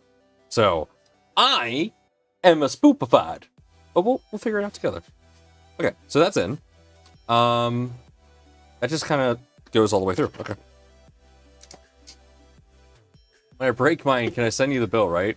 No. You send the bill to Nero. I believe Steve did a Switchwire build last year. Broken Switchwire is worth at least 350 2.4s. Well, I'm not part of the Voron team, nor part of LDO, so I can't get that to you. I am part of the Positron team, and I can barely get Positrons to my team members. It is ruthless out there, man. Ow! That burned. Love it when you're pushing a screw through filament and it gets really warm because of the friction. Gotta love it. This just is going all the way through? Yeah, it is. Alright. Steve has a great video series on Switch. Yeah, absolutely. I've been poking my head into it a little bit here and there. I've been trying to catch up on a different stream, though. So, if I'm, like, super not really interested in getting a Switchwire going, I'm sick of 225 build volumes. I can understand that. So I'm actually going from large volume down to 225, and it is because I'm going to be getting a lot more Prusas, and I want to be able to share my build plates between printers. So I want to have at least a couple Switchwires, because one, I like Switchwire. This is actually a very easy build to do, and as a result, it's a lot easier for me to maintain. And the other part is I can get, I can test stuff on this a lot easier. I like it.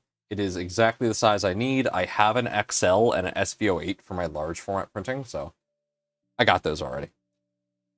That screw is warm. Okay, time for the toolboard cover. All right, here we are.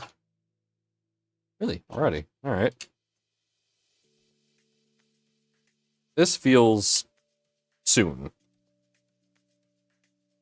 But, okay.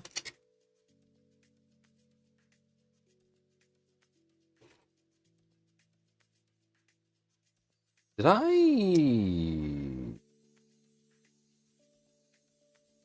Is this going the wrong way? This motor feels like it's the wrong way around. Is this motor the wrong way around? That cable's supposed to that cable's supposed to go out the other side, isn't it? Yeah, because the toolboard goes over here. Because this goes here. And if I recall correctly, yeah. That covers the It should be long enough either way. You're right. Yeah. Yeah. If anything, doing it that way means that there's less of the cable to deal with. I will accept it and won't complain.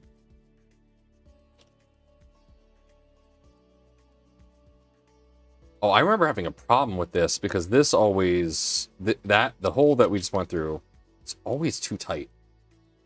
Because the printed part would thread that.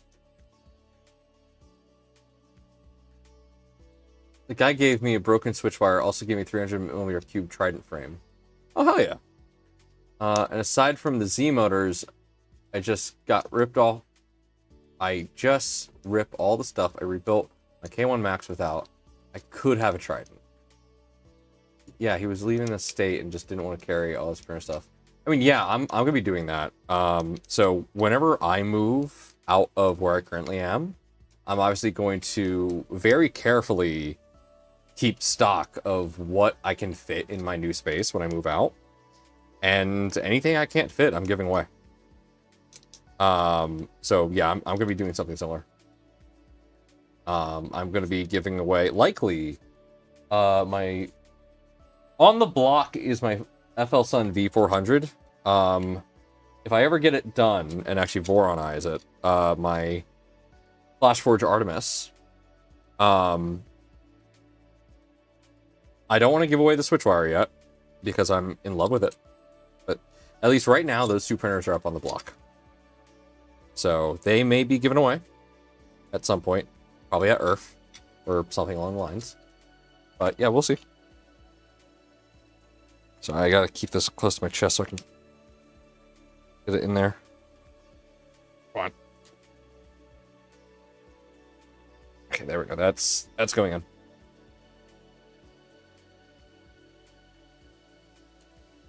I wouldn't say no to free, even broken Switchwire. Of course, I'm in the limp, dangly portion of the country, right?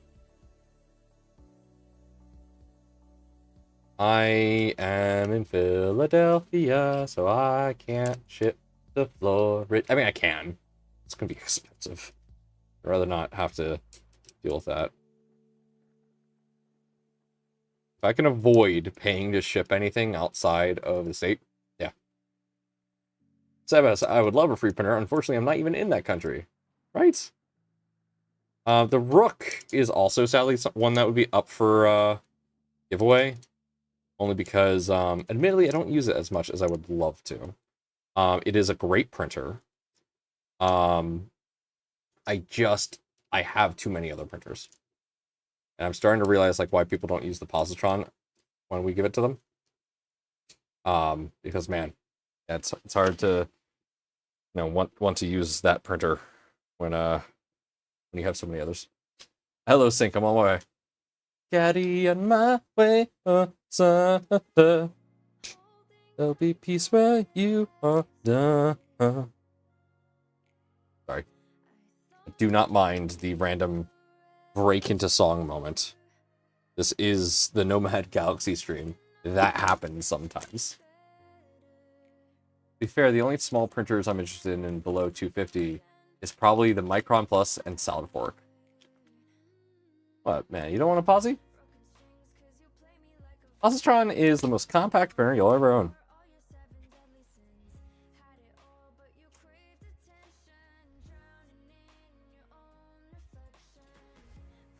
It's the nice thing about positron. The reason I love my positron and positron as a whole, and why like I'm so proud of it, is that what is really nice about positron is that, hey, I don't have the space for this. Okay, neat. Guess what? If you have a workspace like I do here on this table, hey, if I'm not using this workspace, I can deploy a positron or 2 or 3 or 4. So if I need a ton more printers to just print, I can pull out the positron and just have that. And it just works. This is looking pretty sweet. I'm happy with this so far. You want to try to convince some people this year to go positron for cosplay events? I mean, yeah, that's literally a great idea for them. We've had some cosplayers actually like bring positron to events and use it to repair stuff, or you know, people that are going to cons bring a positron so they can repair stuff for people, and that's been a phenomenal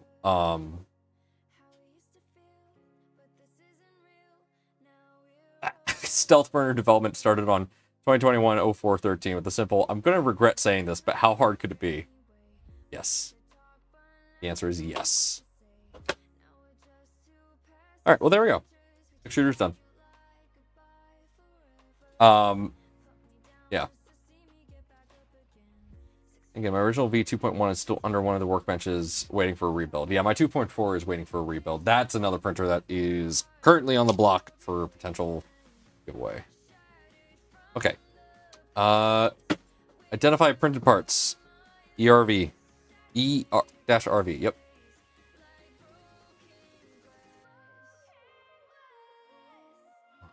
Available mounts. Yeah, so this is the Sanjay one. Okay, heat set inserts on this side.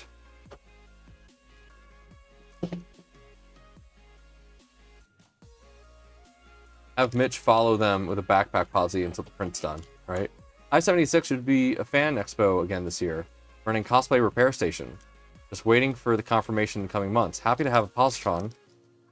Oh yeah, no, dude, let me know when that is. I will happily help attend. Just let me know. And maybe I could get Printed Solid to sponsor some filament for it. By the way, Nomad, I'm glad you got the state reference, right? Look, everyone, does everyone not know Florida as the little dangly bit? Florida is the appendix of the United States. It will burst and we will die.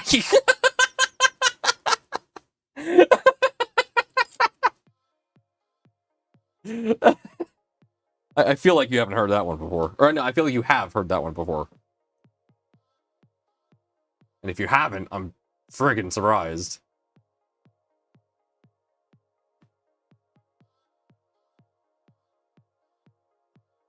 It's where I was born, if that adds any context for me. Look, I was born in Philly. That's all the context you need for me.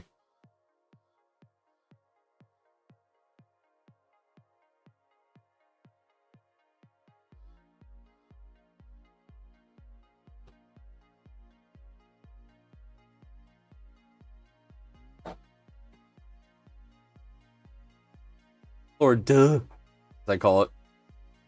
Well, I just called it that. How do you feel?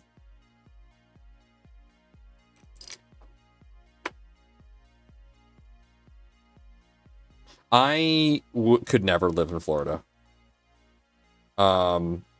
Way too hot. Oh god, I cannot live that far south of the continental United States. I need the cold. I need winter. I need snow. In fact, if I was to move, I would move north. I do not care. I would move north. Like, man, I want to move it to Canada because I love winter, and I want snow. I love snow, and we've been getting less and less snow here in Philly. But here's the thing: I love Philly. I don't want to leave Philly. Philly is like in my blood. I cannot just leave Philly. So I'm staying in Philly. I don't care. I'm not leaving. The only other place, okay, internationally, if I could choose to live anywhere else, Manchester. I loved Manchester. Manchester was really fun for Sanjay Mortimer. I would absolutely go back there. 100%. All right, time.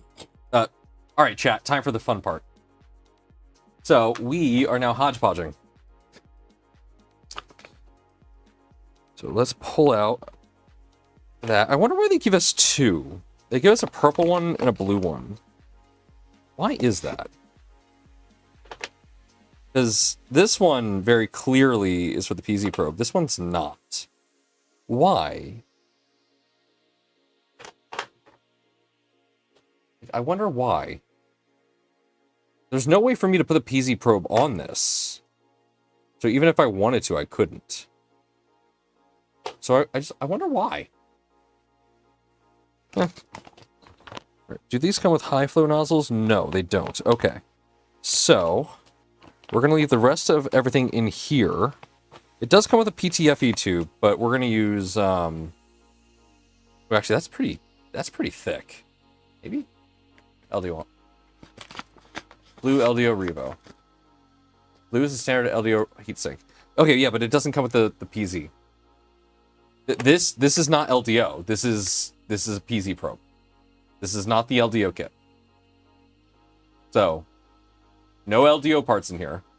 I don't know why the official PZ probe kit comes with blue. Don't know why. I did not put that in there. I can tell you that right now. All right, we got to get this out. Nighthawk to board. That's coming up here in a moment. Okay, I need... Where did I put... Hold on, guys. I put it here somewhere. Where did I put it? I bought a high flow Revo, and I put it somewhere.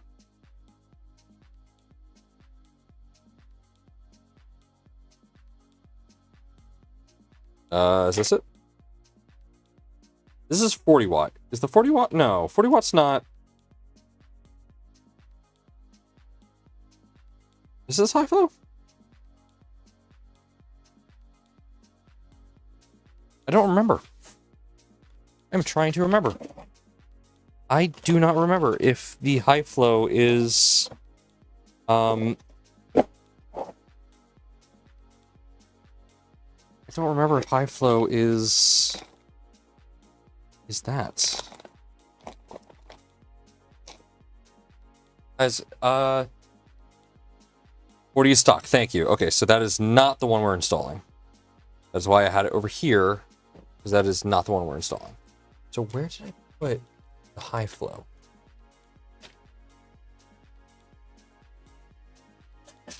Okay, so it's around here somewhere. I just have to find it. Shoot. I could have swore I kept everything like actually next to each other, but apparently I didn't. How are our new extrusions printing? Our new extrusions are printing great. Wonderful. Okay, so let's look around here. I must have put it down somewhere. Is that it? No, that's not it. Hey, Callie. Hello. Okay. Yes, hello, Callie. Yes, hello, Callie. Did I leave it over here? Very possible. That's McMaster car. That's not gonna be it. This is a pile of stuff. That is a taser gun. Don't ask me why I have a taser gun. There's a lot of ambrosia. That is all 2.4 stuff. Ooh, where did I put this? Uh-oh.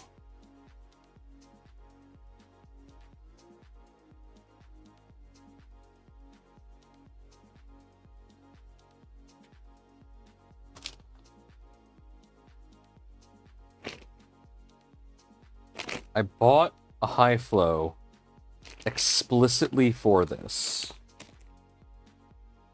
Did it not arrive?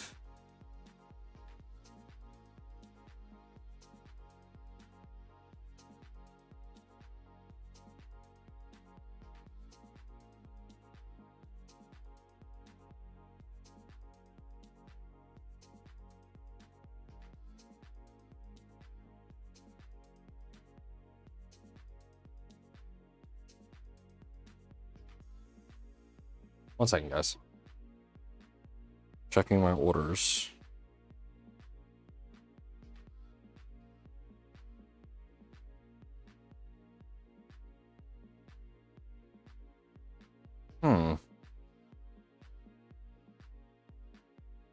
I'm like absolutely certain that I did order a high flow. I'm just trying to remember if it arrived.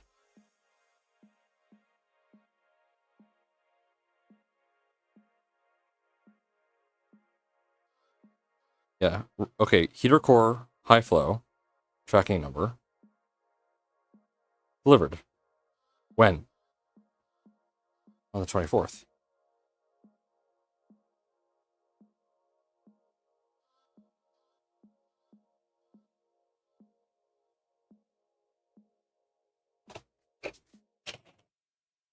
Okay.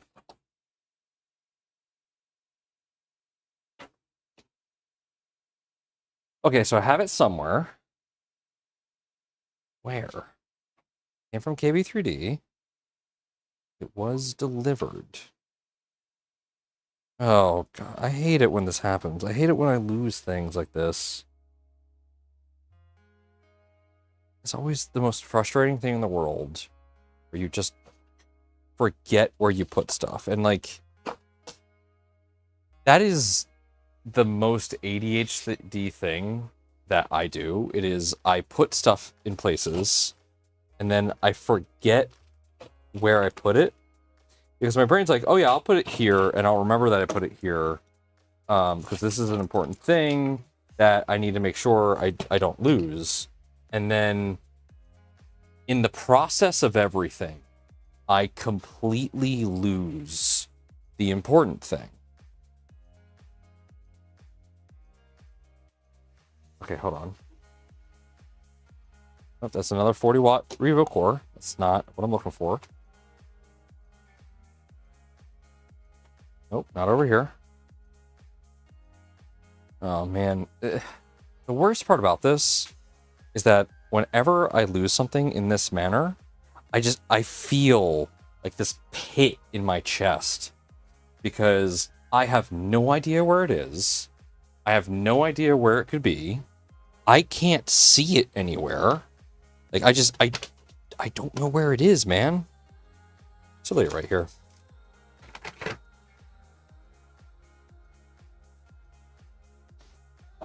This is why I hate this setup. I don't have anywhere to put this. I don't have anywhere to put this. So I stack it. I stack it on top of each other, and as a result, I completely cover the important stuff.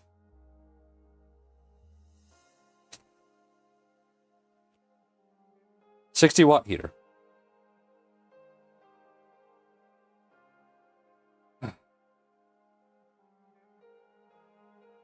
I hate it, man. I hate it. I am noticing a problem, and this is upsetting me already. These aren't the right crimps.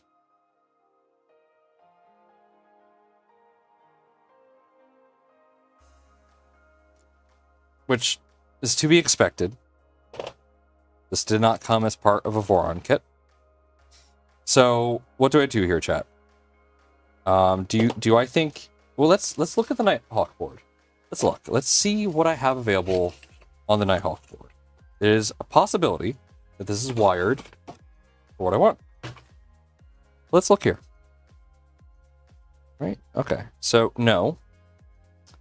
No. And no. Okay, so this doesn't have anything that I need. Neat. All right. So I have to cut it and resolder it. Have I told you what my least favorite thing to do is? Have I told you? I am bad at this. I am bad. No, I don't even know where my crimping tool is. I've lost it. I don't even have a lighter to do shrink wrap.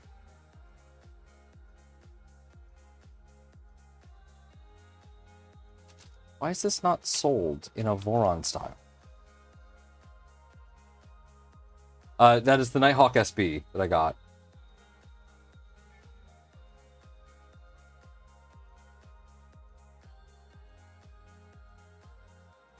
Yeah, I know a soldering iron at a distance can shrink. I have a lighter somewhere. I always buy a lighter to use for shrink wrap, and then I use it for that while that I need it, and then I put it away somewhere, and then I don't remember where I put it away. I cannot tell you how many times that's happened to me, and probably how many tools I actually have. Again, the problem is I don't have tool drawers. Everything gets tossed into some sort of bin and then forgotten about because I have no organization ability here. And it is infuriating. Let me dig around this drawer real quick. Let me see if there's anything in here. Hi, Lulu. I mean, I could just do electrical tape. You know? Screw the shrink wrap, just do electrical tape. I do have a heat gun over there. That'll work. I could just do electrical tape.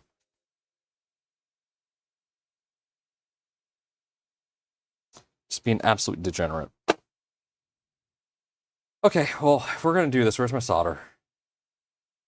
I put that away. All right, got my solder, got my flux. All right. Where are my handy hands? There they are. What's that?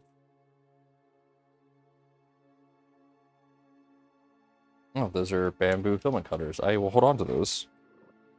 Not sure where those came from. All right.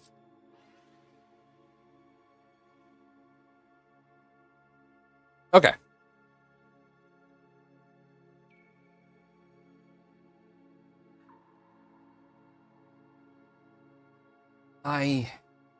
Oh.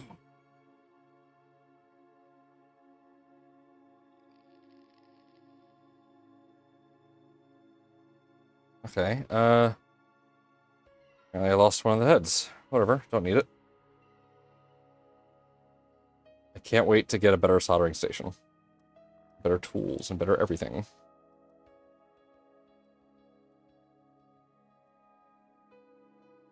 Okay.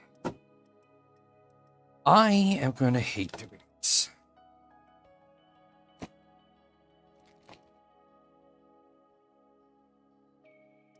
I used to be good at this. Used to be. When I first... When Revo came out, I had an FL Sun V400. And I really wanted to use it on my... I really wanted to use Revo on my V400. So I made a mod that let me do that, and it was awesome. It was a good mod. At least I think it was a good mod. So I did that, and I was actually quite proud of it. But I got bored of it after a while. Like, I got bored of making the kits because I was essentially selling those kits. Okay, so let's see here. What we're gonna do is we are going to cut these about at the same length. Or, this is gonna be tricky. Okay, so I want to be able to leave extra room in case I absolutely fuck this up. The other thing I need to keep in mind is which one of these is actually the 60 watt. So it's this one. Okay.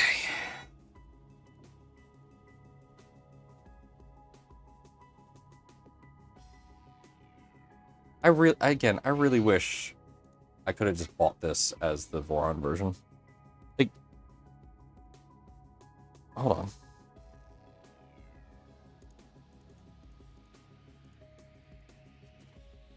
Hold on.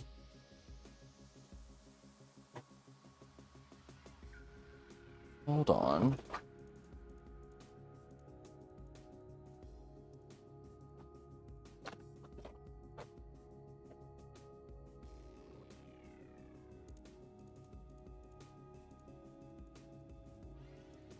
I don't know what that was.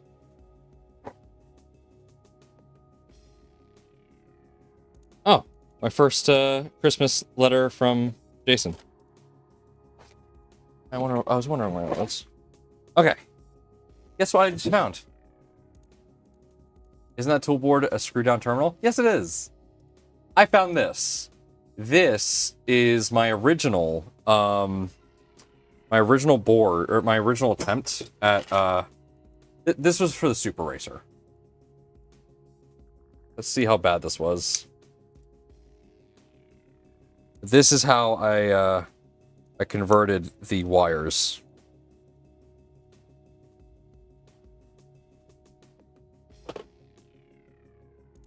Ah, yes. That is how I did it. I used crimped connectors after botching the actual solder job itself.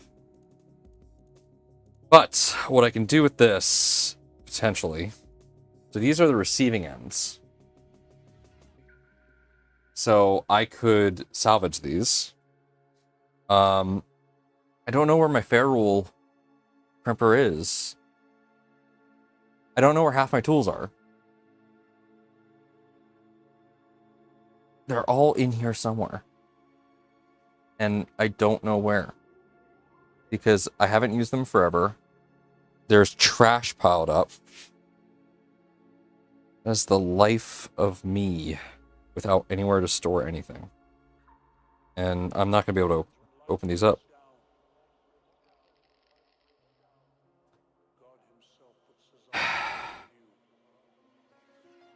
No, we're not doing bare wire. That is not a good idea.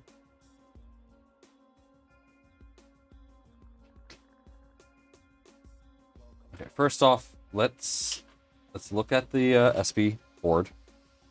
Let's analyze this. Let's analyze what we need here. Okay, so if we look at the one that is made for this. Heater's there, TH0. So this should just... Oh.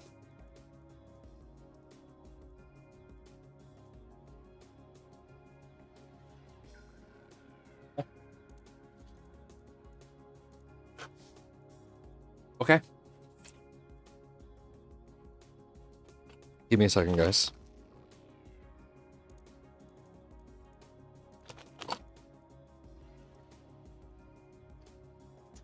I should have seen this coming. Here's some ferals.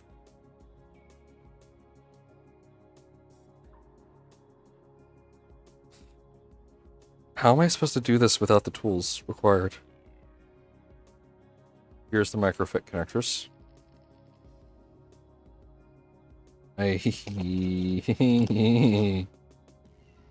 Oh man, I'm about to hate this. I'm about to hate this. Wait. No, this is the SB. Oh. Wait.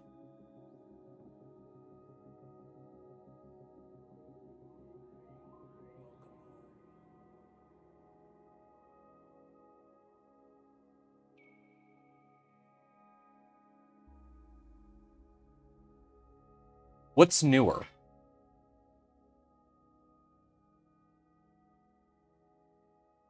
Is the SB newer? I ordered the SB.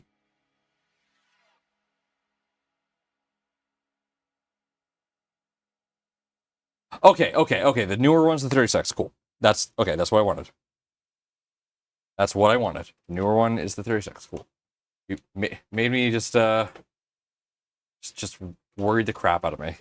And yeah, Matt, I might as well be you, right? Oh man.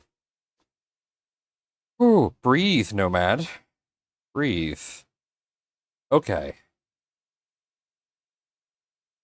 I have the tools to do this stuff somewhere. I don't know where they are. So, we are... Wait. Is the 36 going to fit the stealth burner?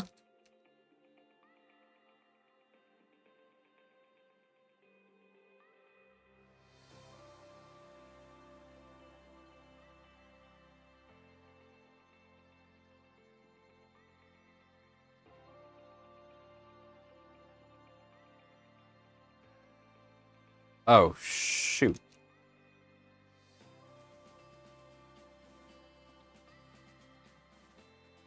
Okay. Okay. Well, I got a pancake stepper. So I just have to throw out the wires. Okay. Do I have to do anything to protect the electronics?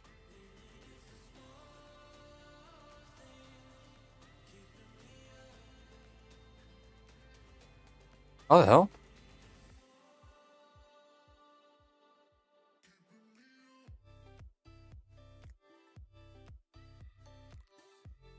Hey, wait, how's that supposed to fit? Oh, man.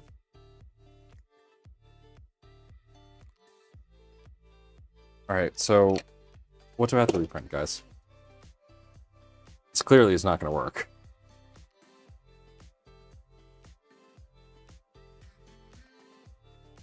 Standoffs, okay. Do you think it has standoffs in the kit?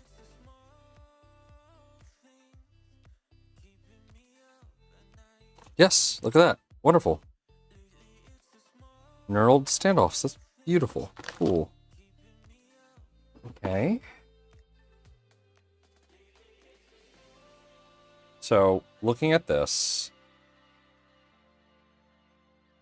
Alright, so let's take this a bit apart. Yeah, the bracket for the... I mean... Yeah, we're gonna have to figure that out. Hello, Ajita. I did not miss you.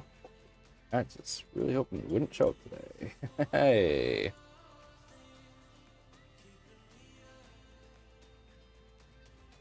It's fine. I don't have black ABS. I have something. I have some ambrosia.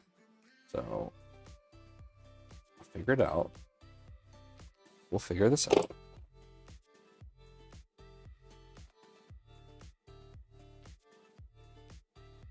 Okay, so let's take this apart.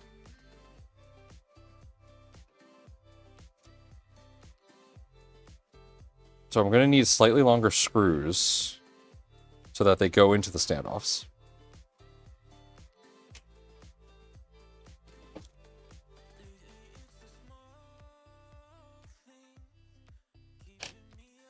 Okay, so need slightly longer screws. So I don't remember what that one was.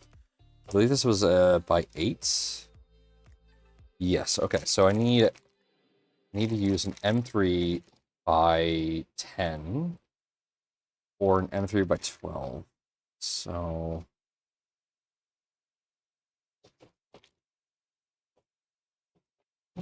M3 by 12. That's SH. That's not the right type though. I'm having a spill of my M3 by 30s. Let's fix that. Also, might want to turn to umbilical cord for X and Y instead of the drag chain. You're right. I am going to need a slight umbilical because, as far as I'm aware, the PZ probe cannot connect directly to the 36. Unless that is different. Can the PZ probe connect directly to the 36? Does anyone know? I mean, this obviously can't. Not that floppy thing.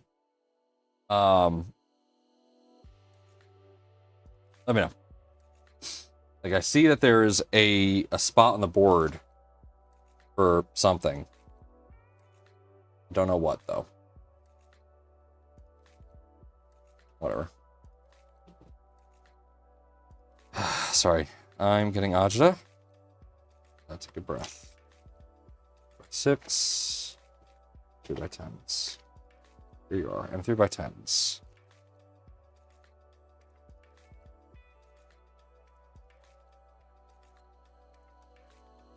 Has a port for a probe, but does it have a port for a PZ probe? That is the question.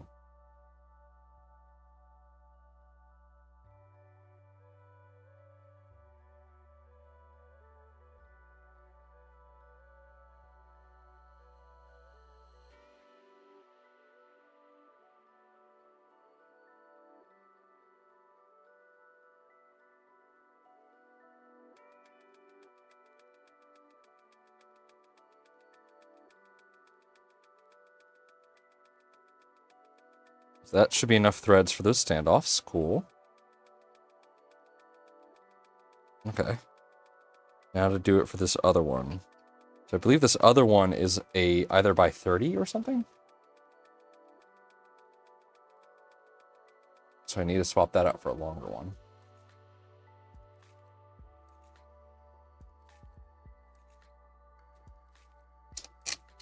Is this by... No. What is that one?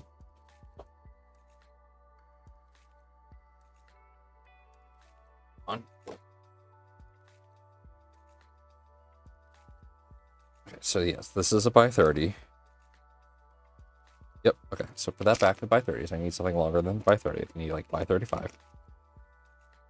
I don't know what this one is. I think this might be...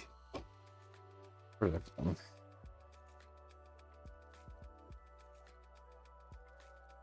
Okay, so this is an M3 by 25 SHCS, so where did I put those? Or is it by 20? No. 25. Where did you get here from?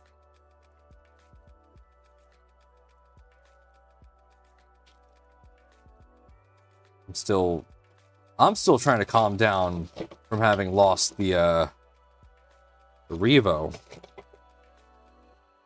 Where is M3 by 25 SHCS?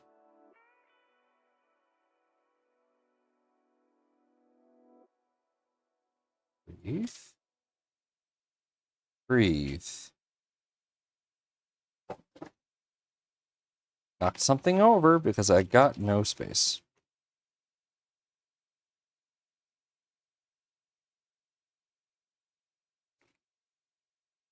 It's not M3 by 30. Where is the fucking thing? Thing got moved around again, and it was moved around by me.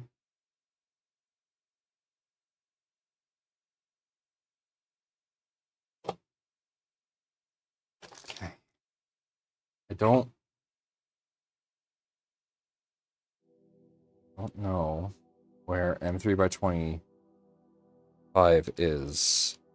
I know I have the bag somewhere. I've probably looked at it 5 times already, knowing me.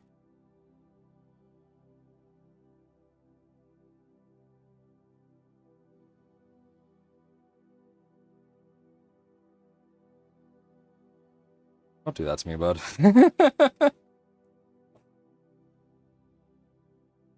I don't know where. There it is.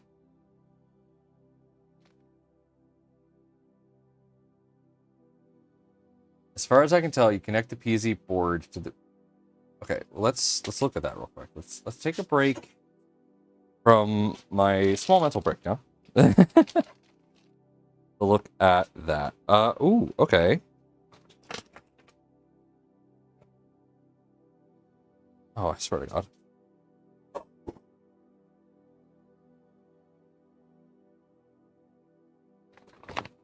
They gave me the cables I need. At least to some degree. Okay, so here's the board.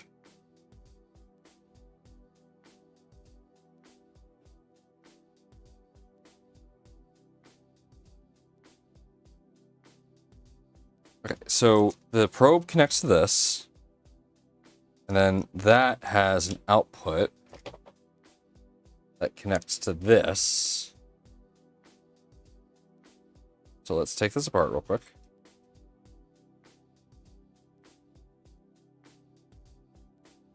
Okay. If I look at the Nighthawk board, there is, let's see. No, that does not fit. So what is that? P11. I don't know what P11 is. All right, the probe port is right here, so that doesn't fit. Because of course it doesn't fit.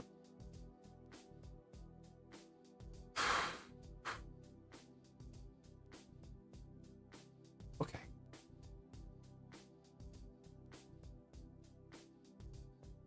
The wire for the board.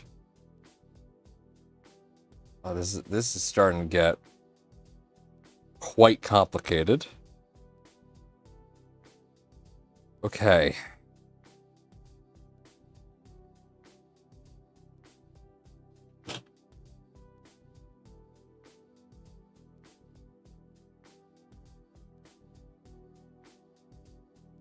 Okay. So, I'm going to use these cables to make what I need for the Revo. This way, I don't butcher this. I have plenty of wire to work with on this. That's what I will do. These are already ferruled, so I will just make the cable shorter. That is easy to do. This doesn't have the right connector on the end, so I'll make it shorter, put the right connector on. That should be fairly straightforward. I don't know where I put the fucking things. I almost completely forgot what I was even doing. I need... Okay, so that was... What, by 25? No, that was a by 30. So I need a by 35 or a M3 by 40.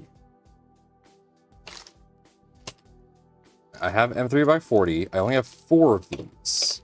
So I'd rather not use them if I have the right one. If I have a by 35, which I don't think I have a by 35. Watch me actually have a by 35. That'd be hilarious.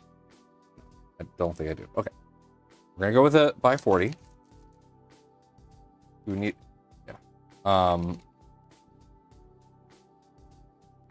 There has to be somebody that makes a wiring harness that I could just buy. I really don't want to have to recrimp wires here. I am bad at it. I cannot stress how bad I am. Alright, hopefully I don't need M3x40 screw anytime soon. Because I'm now using it for this board mount. Let's go ahead and get rid of the cable chain thingamajig.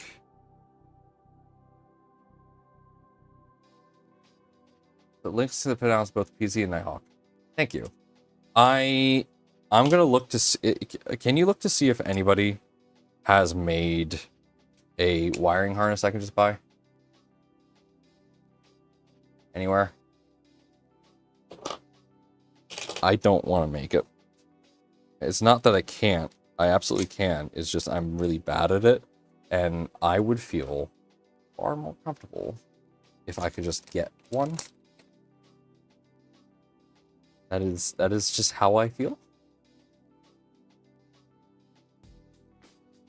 I am spoiled by not having to crimp wires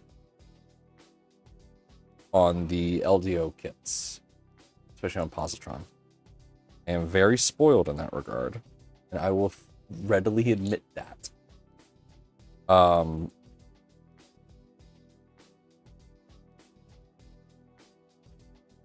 Yeah.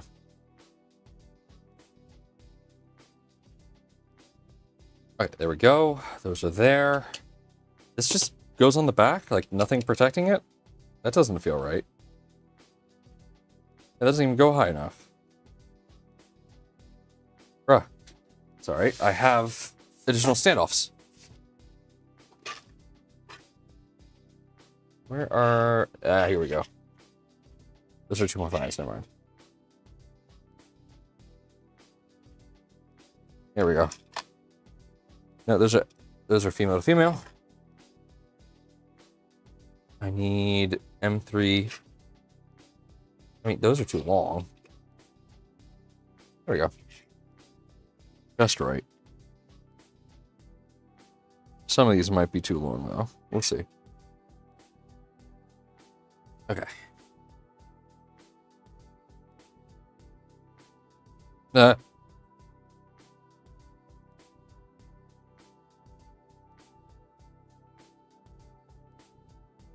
That's good. Ow. And don't bottom out. Cool. There we go. Tiny little standoffs to actually make this work. Yay! And then there we go. That doesn't touch anything. So that is exactly what I needed. Those are really, really short, though. So I need like M3x6 BHCS. Thankfully, I got a ton of positron stuff. Okay. Which one of you are the smaller ones? Not... Yep, you. Okay.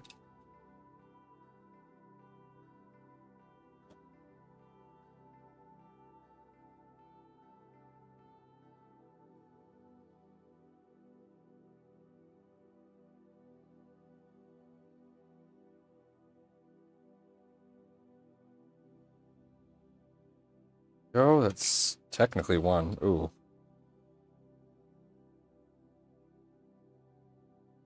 Nope, okay. You gotta take that off and add a washer. That is not deep enough. I don't have anything shorter than an M3x6. At least I don't see if I have anything shorter than an M3x6. No. It's not right off the bat.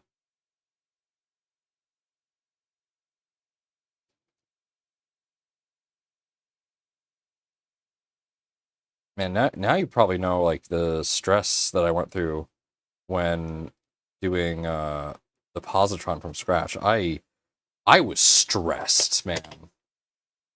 I was super stressed. It was problematic. Okay, so those are too short for my purposes. let's put those back. Or they might work. They may work if I can get a spacer. And honestly, I might just print it. That's not a terrible idea. Do I have 3mm washer? No. I have a shim washer. I have a few shim washers. Okay, these might work. And I have a few spares. Sweet. I will use 2 of these each.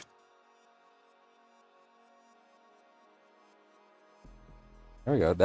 That should work. 2 of those should be 1mm. Okay, couldn't find any very many harnesses. Thank you for looking. I appreciate you for doing that for me. Again, I don't like to ask people to do things for me, so I thank you. Okay, so we're just going to suffer and figure it out. But you know what? That's part of the fun. Suffering is part of the fun. That's why hell's appealing. We're only going for another 30 minutes at most. So we'll see how far we get.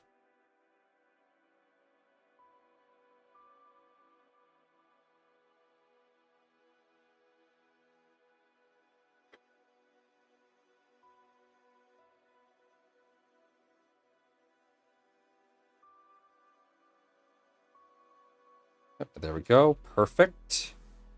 Now, by just reducing this to M3 by 5, by adding 2.5 shim washers, this is now the perfect length.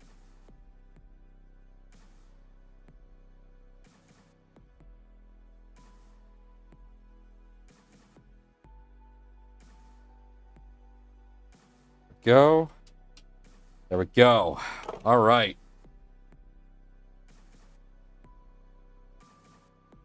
I don't know if it's meant to come out on an angle like that, but hey, that's where it's going to come out of. Something tells me this is meant to come straight up and down, but that's not what's happening here, Chief. So yeah. Okay.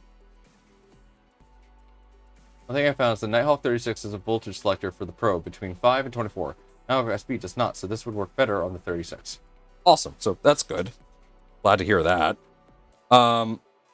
However, I am tempted to just run it back to the and there goes the chair. I'm tempted to run this back. Chair, please don't give out on me. I just bent your legs back into place yesterday. Okay. That's the motor. So, I mean, I can just do that right now. Click. Done. Motor's done. I really wish I'd stop using those incredibly tiny ferrule conductors. Right. Okay, motor's done. That plugged in. Okay. Where's the probe selector?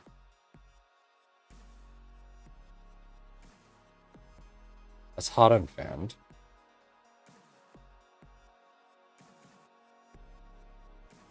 Is it this? No.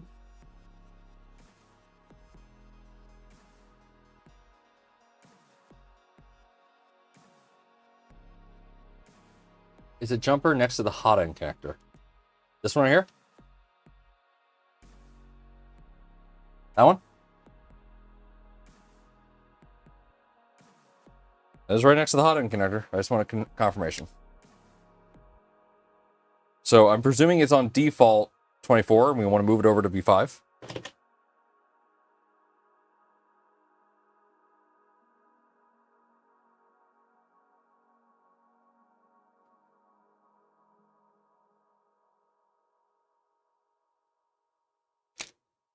Is what I'm presuming. Okay, up and middle is 5. Okay. It is now on 5. Thank you. I'd be lost without you right now. Okay, so cool. Neato.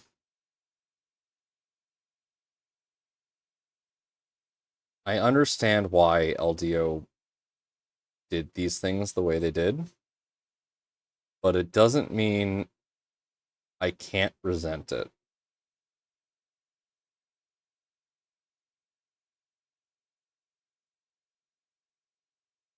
So, okay. What extruder do they recommend for the Nighthawk 36? Is it like, do they recommend the Galileo? Is that like what's up? I have a Fetus. I could put a Fetus extruder on here. I have one.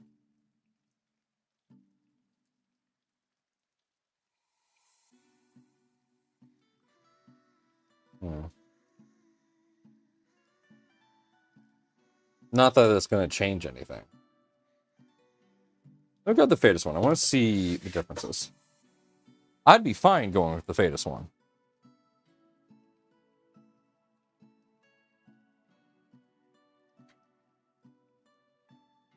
You know, everyone's free to make whatever choices they want. So let's look at the Fetus one. I don't have the printed parts for it, but I do have the Abus extruder. Fetus sent me this as a Christmas gift. Could change the tool head to use Dragon Burner or such. It would be more compatible. Well, I want to use Revo.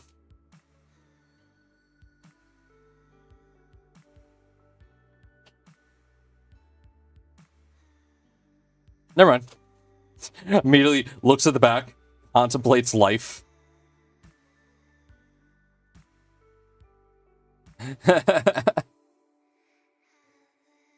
Okay, okay. I mean, this is tiny. This is very small.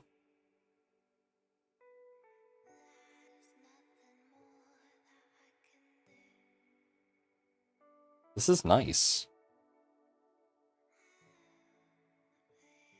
Here's my hesitation. I want to use this on the I want to use this on the on the fucking Frankenstein machine. So that's why I don't want to use this right now. It looks nice. It is nice. But yeah, I want to use that on the Frankenstein build. So we're gonna put this back. Let's take it. Here we go. We're gonna put this back, and we will use this on the Frankenstein build.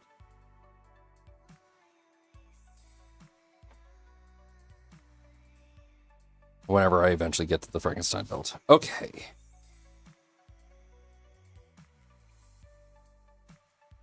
Let me see what ambrosia filament I have. Because it sounds like I need to reprint some parts and possibly make some changes in my life decisions. Please tell me I have Galaxy Blue.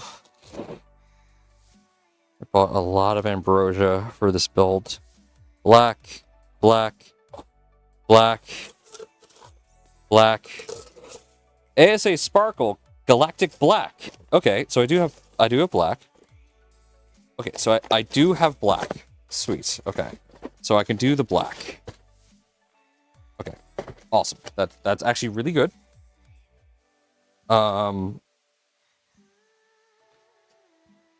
Okay, so I can reprint any of the black parts because I have are black. Awesome. I'm gonna put that behind me on the floor as I put everything in. Trust me, I would like to do purple, but I want to keep it in the current color scheme. So I'm gonna have to get some okay.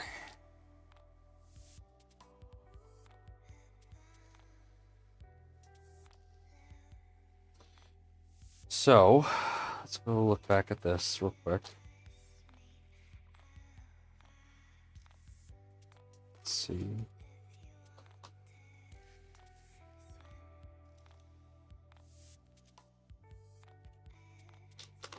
The wiring harness. Here are the things I need. Okay. Okay.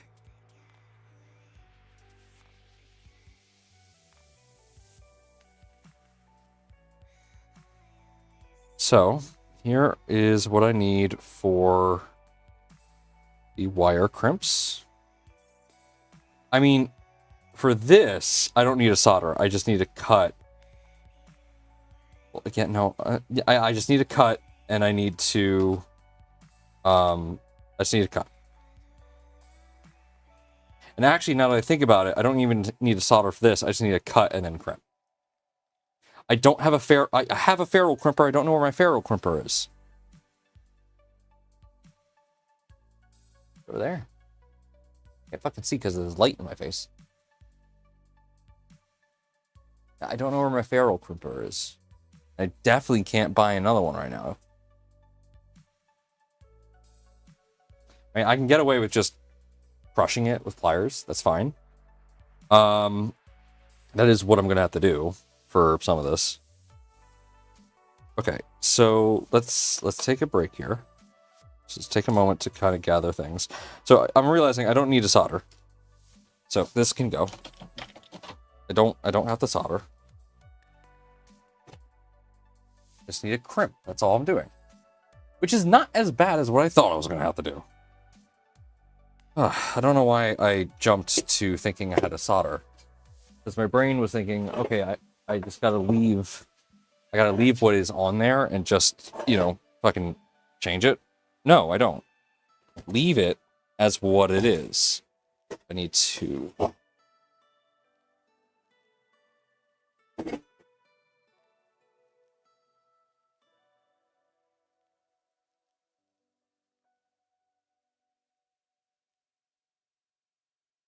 Okay, is that fixed? No, it's still really bent out of shape. And there is a missing thing of it, so this is just metal on concrete now. Neat, okay. This chair is falling apart. I still need to get a new one.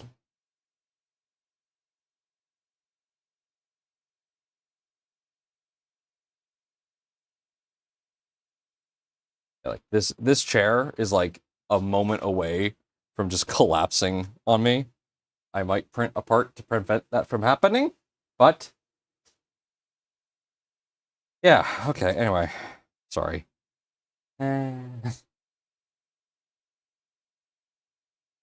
Sucks because again, I like this chair, but it's falling apart. Anyway, I am getting very distracted.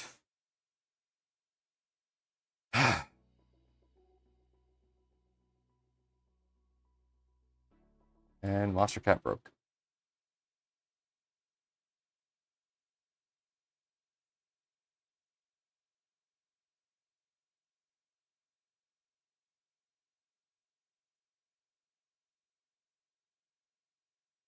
Monster Cat broke so hard that it made me thought I lost internet for a second. Thanks for that. Okay. I have an aluminum chair non-folding that's older than me. Don't want to sit in something more stable. Oh god. Yeah. Oh. Sorry.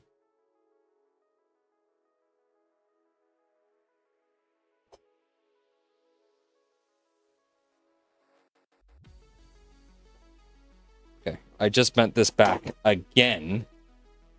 So that should hold me. There we go. Much better. Much more stable. Alright, Matt Al. You have a good night.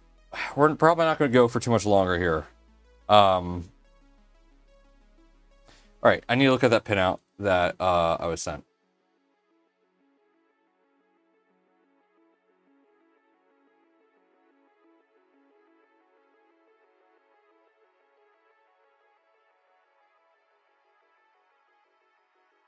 Oh, that's the Dragon Burner? No, that's the XOL. Okay, that's pretty cool. Okay.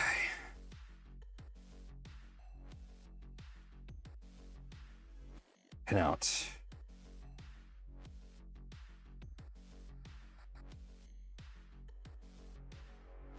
This is incredibly unuseful.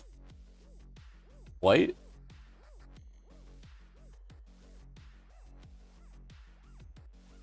Oh, God. Okay, so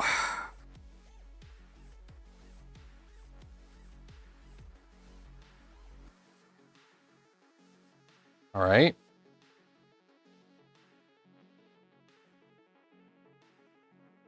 So I essentially have to take this long cable.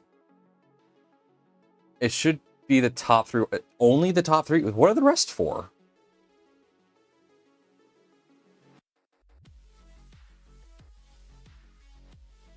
Okay, what?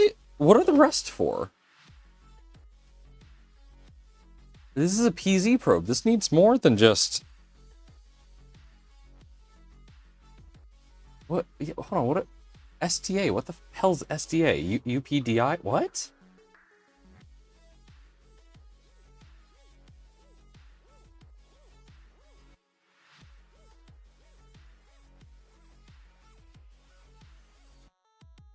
You're telling me I just need the top three. I don't need anything else. Is that what you're saying?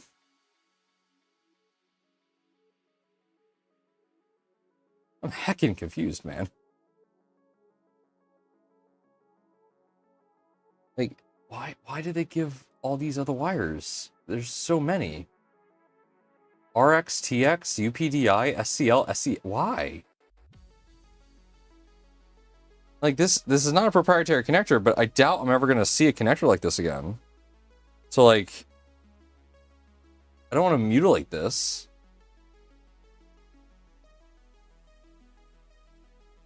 There has to be an adapter. There has to be. The other cables... Okay, do I need any of those? The daughter board's the easiest part to hide. Let me be real. It's going to hide in here somewhere. Because this is where the original tool board was going to be. I can easily hide it on the side or something. I'm not concerned about that. Like, there's plenty of space to hide that board.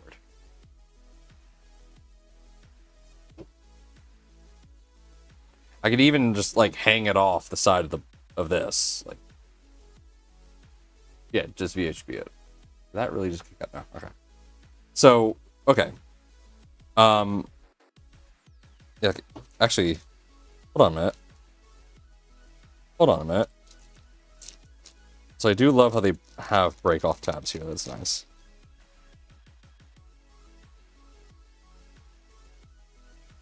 Why do I have a feeling this is... Okay, it's not. But I could almost do that. These are M2s. That's going to be a pain in the ass. But I can figure that out. Like, this is not that difficult of a problem to solve.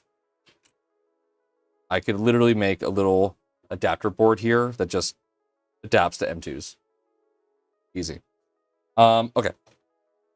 Anyway. Put that there. Unplug that for now. Okay, so... They have a carriage STL with mounting holes. Okay, nice. Sebas, do I just need those 3 wires? Is that all I need?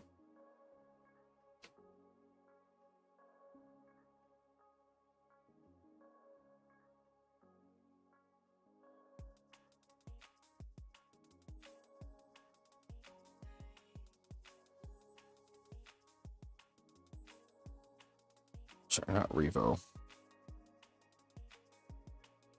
E3D PZ.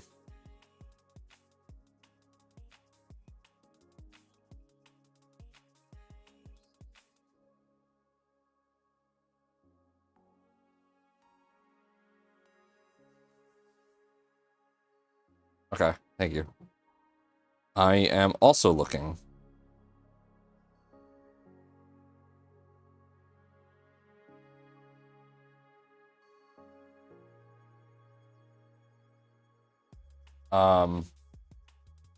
As for... Okay, honestly, if I fuck this up,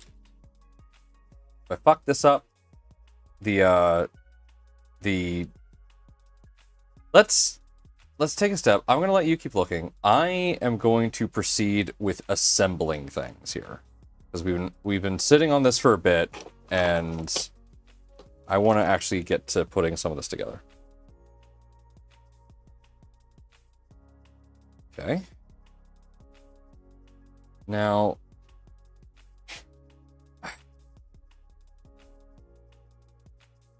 Oh, Nomad. When will this cycle end? You ordered the hot ends for this, right? Or did you just assume that... I did, didn't I? Oh.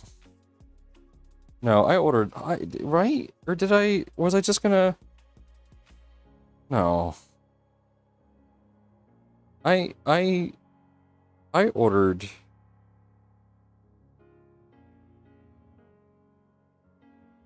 Revo... No. I did not. I did not order high flow obsidian. I thought I ordered a high flow obsidian. I need to order a new high flow obsidian because Zach currently has my high flow obsidian.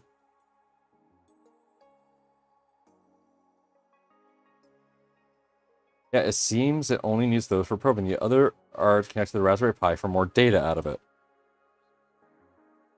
I kind of want to connect. I kind of want that.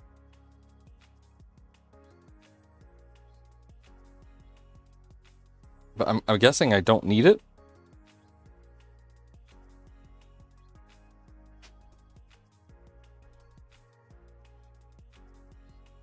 We did it.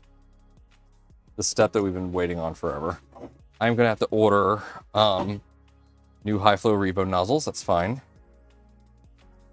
Okay. It's a fucking Christ. So those go back to the Pi to give me more data. Do we know what kind of data?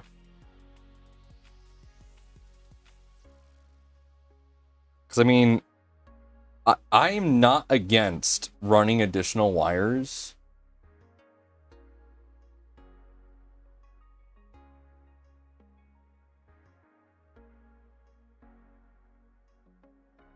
The UART connection.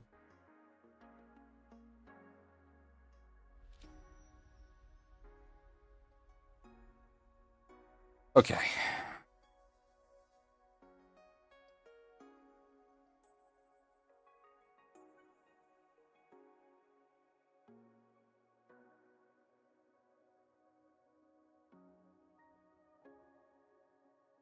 Do I need the UART connection or no? I'm guessing I just need those three. And that's it.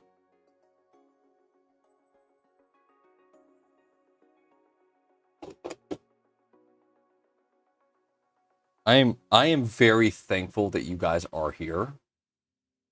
I'd be fucking lost without you guys right now. So thank you so much for being here. Okay, so the probe is literally right there. There are pins on here that I could just hijack, I presume, if I wanted to, because there is an RP2040 on here. So I'm presuming I could absolutely hijack. Okay. Here's the thing. I know that this could be done for pressure advance, right? Like this could be used for tuning of the filament. I would like to retain that.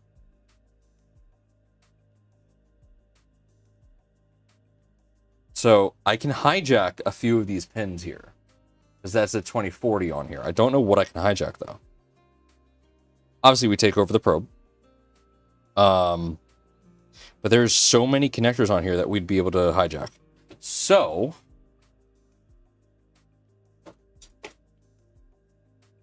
I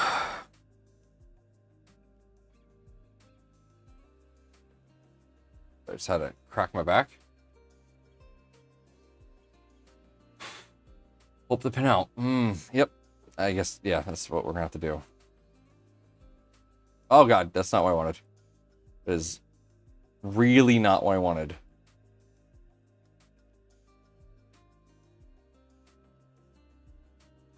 There we go. A little too large. There we go. Oh, it's not, again, not what I wanted. No, okay. Where's my fucking keyboard? All the way over there. Okay.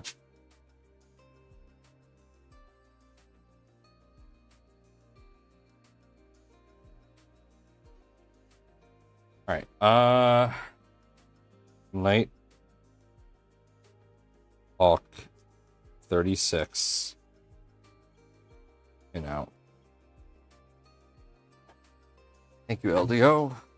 Appreciate your wonderful documentation. All right, let's see here.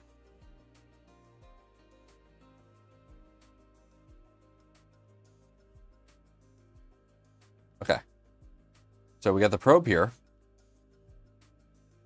Right here. Ground probe PRB plus. Does that mean I have to hold on.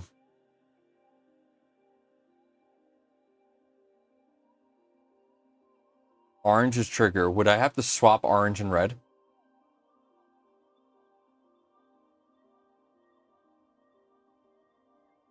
Oh no, red and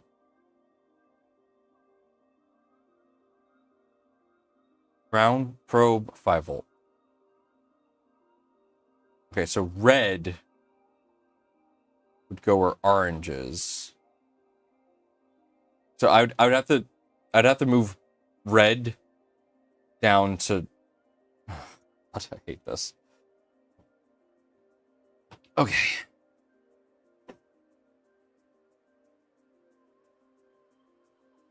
So looking at this, it is already red, brown, orange. I would have to. Yeah, I have to depin it.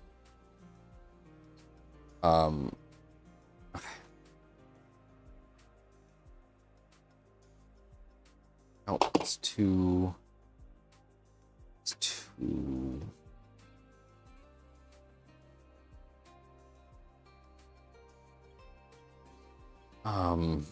Fuck, I don't really have anything small enough to do this. Stop this fucking chair! Holy shit! I feel like every move I make, I'm about to just drop out of the fucking sky. Jesus. Sorry, I am nervous, and I am cursing a lot as a result.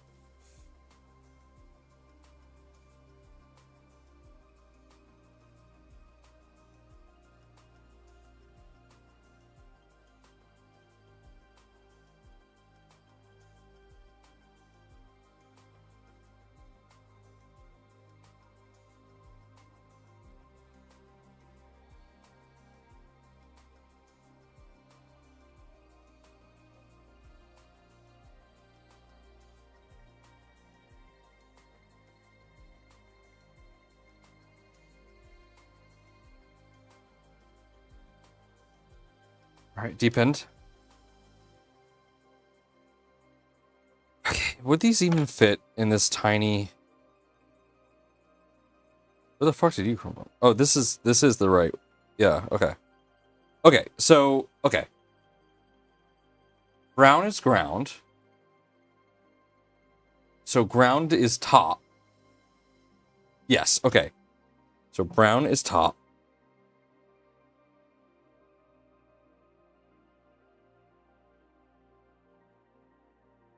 Can I just reuse what's on here? No. No. Why would that? Yeah, because that would be way too easy. Okay, brown, orange, red. That's what I felt. Okay. I'm gonna have to cut this wire. I don't want to do that. Before we go any further, let's look here. Okay. So that's a fan. What is this light blue one? That's X-end stop. Okay. Filament sensor is that.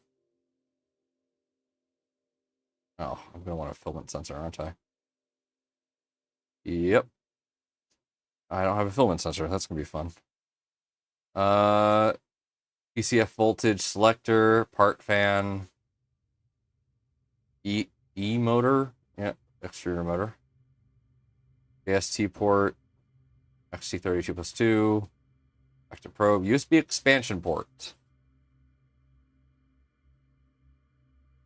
That's what I thought this just plugged into. But there really isn't anything for me to hijack here. Yeah, there really isn't anything I can just hijack out of this. I think what sucks is that if I went with revision D of the LDO kits, that it would have all this done for me. Yeah, that's typically what I do. But I don't have the option for that. Okay. How much, before I do this, let's look up how much a new cable for the Revo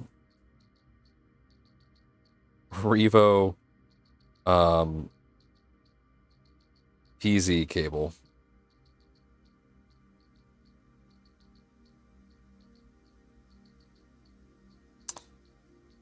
Nothing. Amazon doesn't know what I'm talking about. So, Revo PZ cable.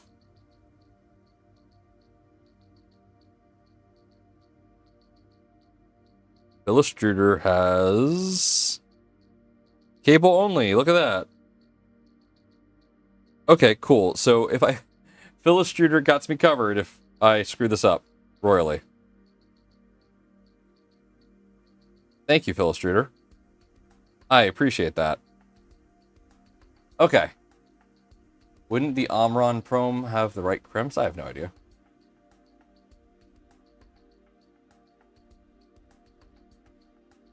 Yeah, for things like Beacon.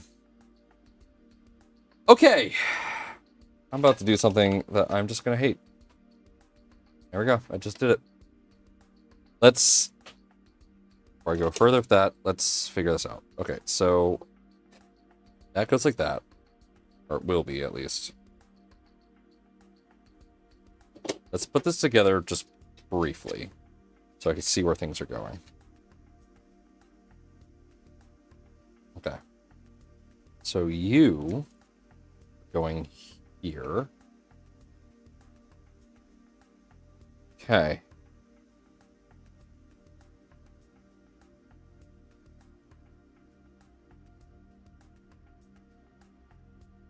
Should go in there.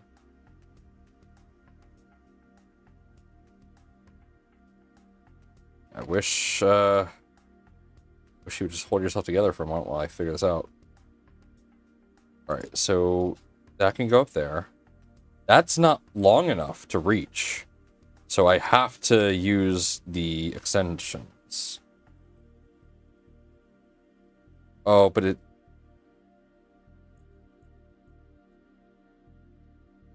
Oh boy.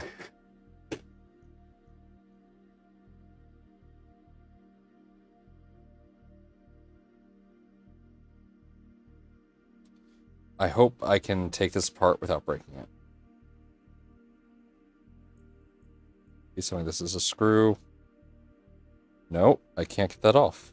Neat. Alright. I need to rotate the PZ probe, but I don't see a way to do that. Because I need it... This is such a thin cable that it's giving me agita. So which way does this go? Is it supposed to go this way? No. Is it supposed to go that way? No, where does that go? Hello, you. How does this work? So I want, right now I want it like this. Okay. This can rotate, that's fine. That I don't care too much about. So that, I'll go like that. Okay. Then what? That just goes through here? I think. Yeah. Yeah, okay. Okay, yeah, that is how that do.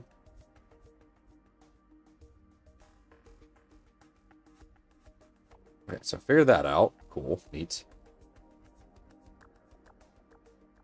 Actually, that will go through there.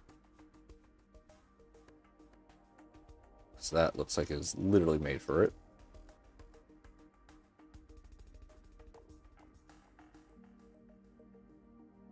Yep, just like that. Trying really hard not to break that cable. Really hard not to break that cable. It is not easy not to break this cable.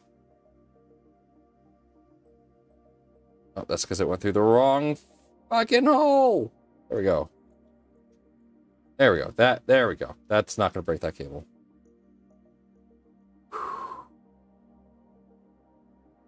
Yeah, I don't necessarily see a cable channel all that much.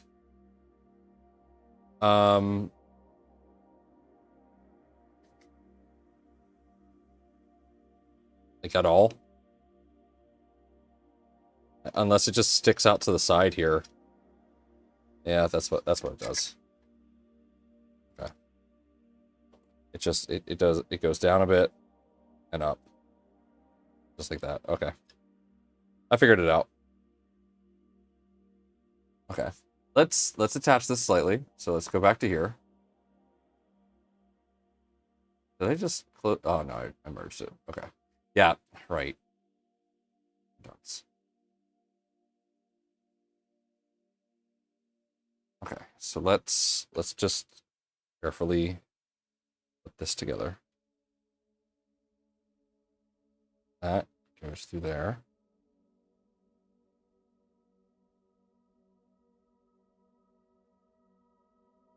Just like that.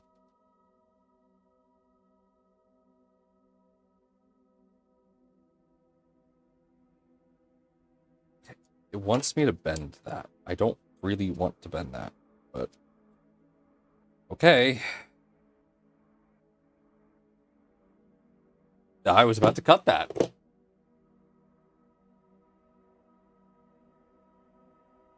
we go. That's bent a tiny bit. That should be fine.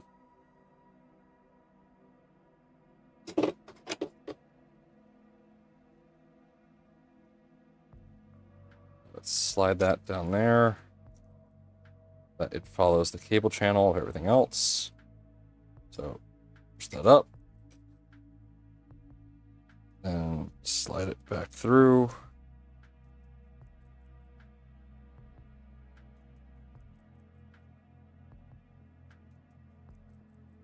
E3D, why you do this to me with this tiniest fucking cable in the world? There we go. That works. It works. I'm not going to complain. It fucking works. All right. M3 by 16. You.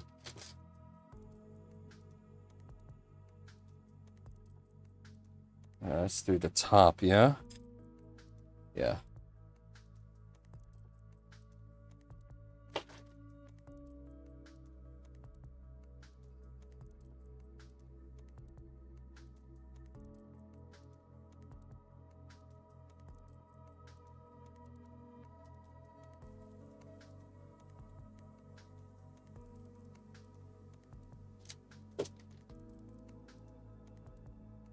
Wait, did I? Yeah.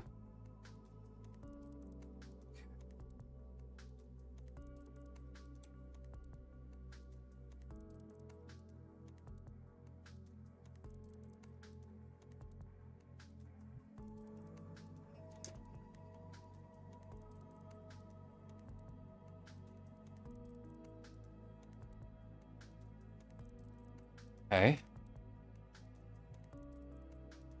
3x8s.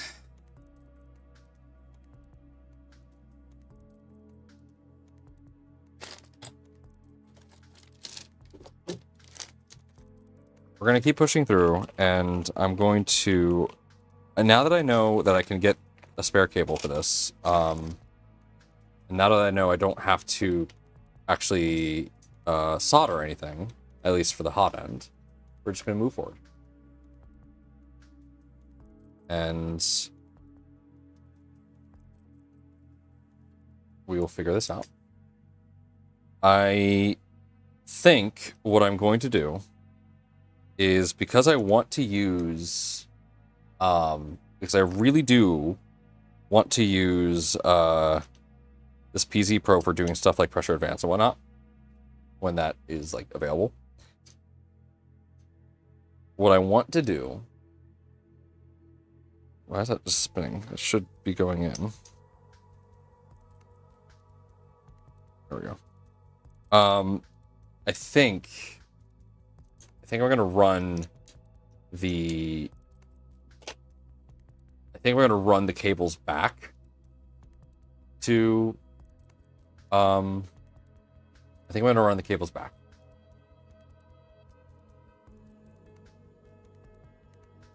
I don't know. We have to figure that out. I think we're gonna run the cables back. I think we're gonna have multiple cables coming back from the tool head. It's not a problem, you know? It shouldn't be a problem.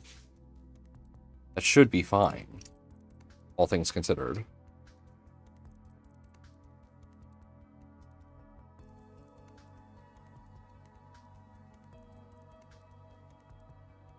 I think that is what I'm gonna do. I like figure out how to this lines. Just like that. Okay.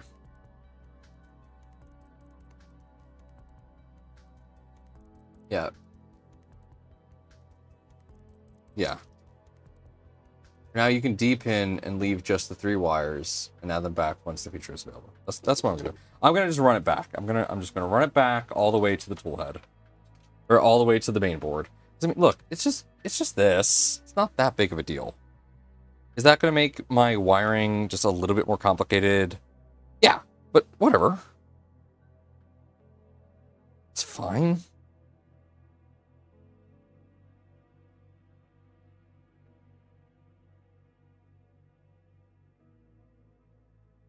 Okay. What do I have loaded? Glow in the dark ABS. Let's unload you. Wait, you're already unloaded, aren't you? Yeah.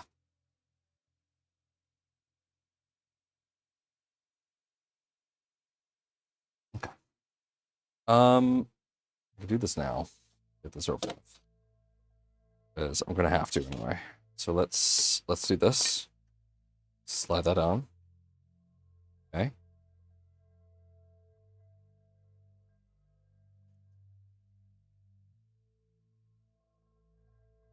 We are going to cut this little support piece.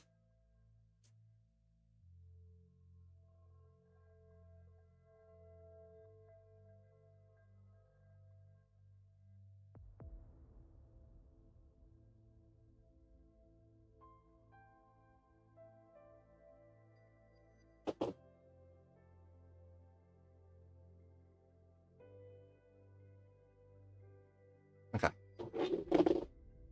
Oh, I just broke that way further than I anticipated, but whatever. Slide our stuff through there.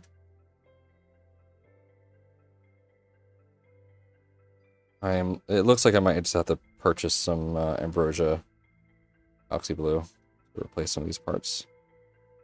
That's fine. That doesn't want to go in. Look it.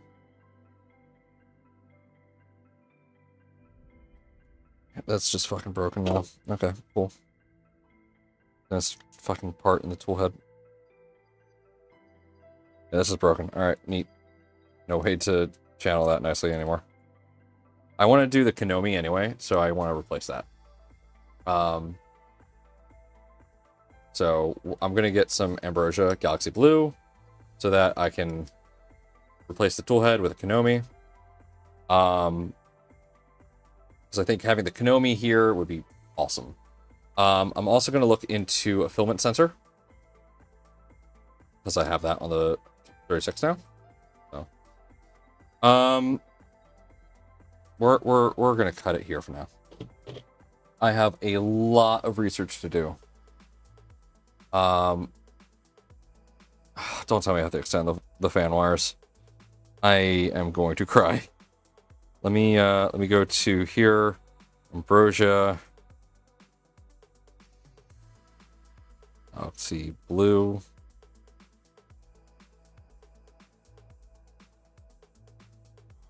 Cool. Okay, so I'm gonna have to do KB3D. It's fine.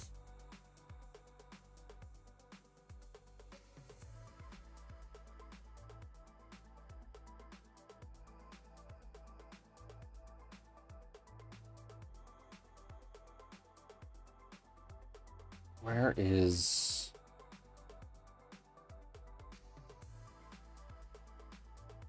ASA Glitter Sparkle?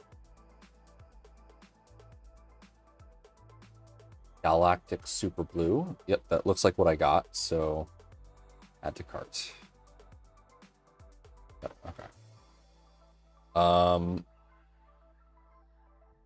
Okay, I'm gonna see what else I can get for this. This is gonna take us a while. I can sense it. This is gonna take us a bit.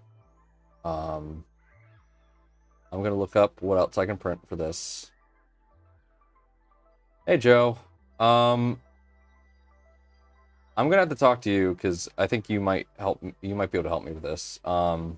Essentially, so we have the Nighthawk 36 board, so the new LDO board, the one that's based off of the Positron board. And I got some problems, but I'm sure you could probably help me solve them. And that is one of them is connecting the PZ probe to this. We figured out that I could just use the 3-pin on here to get that done, but there's a bunch of other stuff that I want to make sure is Gucci. So having a bit of agita, I think we'll be all right. But all right, I'm gonna end it here, guys. Thank you all so much for tuning in. Make sure to like and subscribe if you like what we're watching.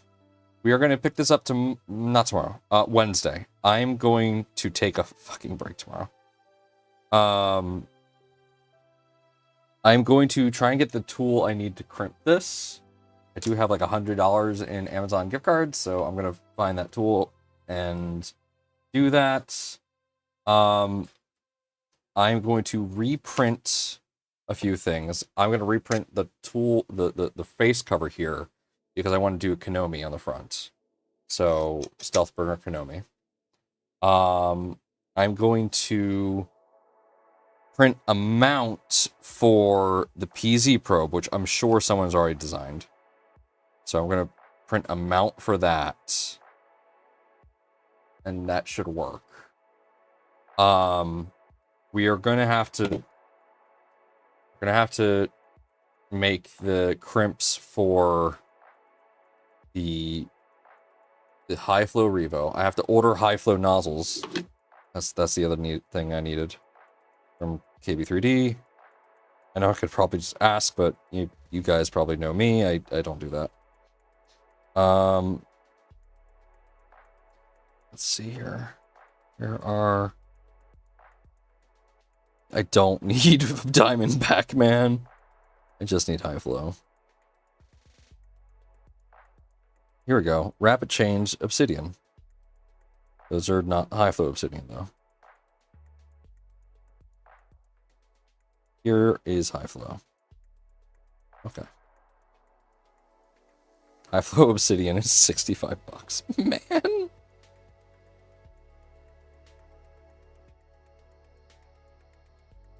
I should have just got this high flow upgrade kit. That is so expensive, man.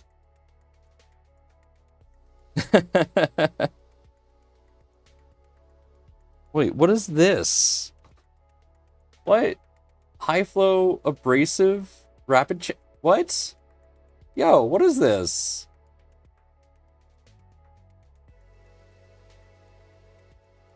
Oh, that allows up to 500C. I don't need that. I'm good. Oh, man. Okay. Rapid Change Abrasive HT. That is what I want.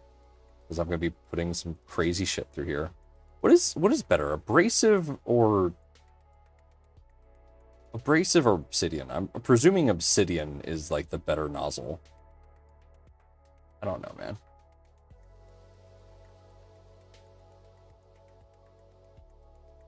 Yeah, just add that to my cart. Fucking hell, already at 81 bucks for filament and a nozzle. This hobby's expensive, dude. This hobby's friggin' expensive. Is there anything else I can get for the stealth burner? I don't really want to... let's see here.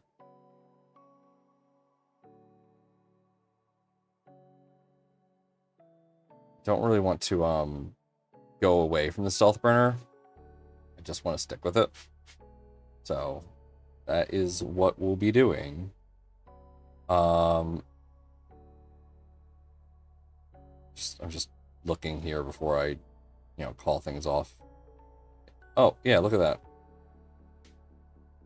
Konami touchscreen. Yeah, so that's a whole new thing I have to print. So I'm gonna have to wait until the blue filament is in, and then I could do that. I'm not doing rainbow stuff. I don't need that. Okay. I already got the Konomis, so I can already hook them up. I just need to print the housing. Which I can do that. I'll start that print tomorrow. I'm tired. Okay. So list of things that I need. Filament runout sensor. So I have to figure out a filament runout sensor for stealth burner. That should be easy. I want to figure out filament cutter for stealth burner because I want this to be possibly multi-material. Don't know if it will be, but filament cutter for stealth burner. That should be possible. That should be an easy add-on considering the whole kit. So filament cutter, filament runout sensor. Obviously a mount for the PZ probe, and then Konami stealth burner. I can't think of anything else. So runout sensor, Konami, cutter, probe mount. I can't think of anything else, so we're calling it there. And this chair is going to fucking kill me at some point. Alright guys, thank you so much for tuning in. Once again, if you enjoyed watching the stream, please make sure to give us a like and subscribe. Make sure to ring the bell for more. We will be back on Wednesday, and hopefully I'll have most of what we need done by then. It's not going to be in blue, it's going to be in black, because that's all I have right now. So this will be in black, that's fine. We will reprint it in blue once we figure out that everything is exactly the way it's supposed to be. Yeah, this was a curveball. I am so spoiled with the LDO kits that I fully anticipated that this would be a bit plug and play. Clearly, I was wrong. I'm going to eventually not be able to bend that back into place anymore. Okay, thank you all so much for tuning in. Remember, hug yourself more, hug your loved ones, call your parents if you can. I'm going to bed. You all have a wonderful night. Peace out.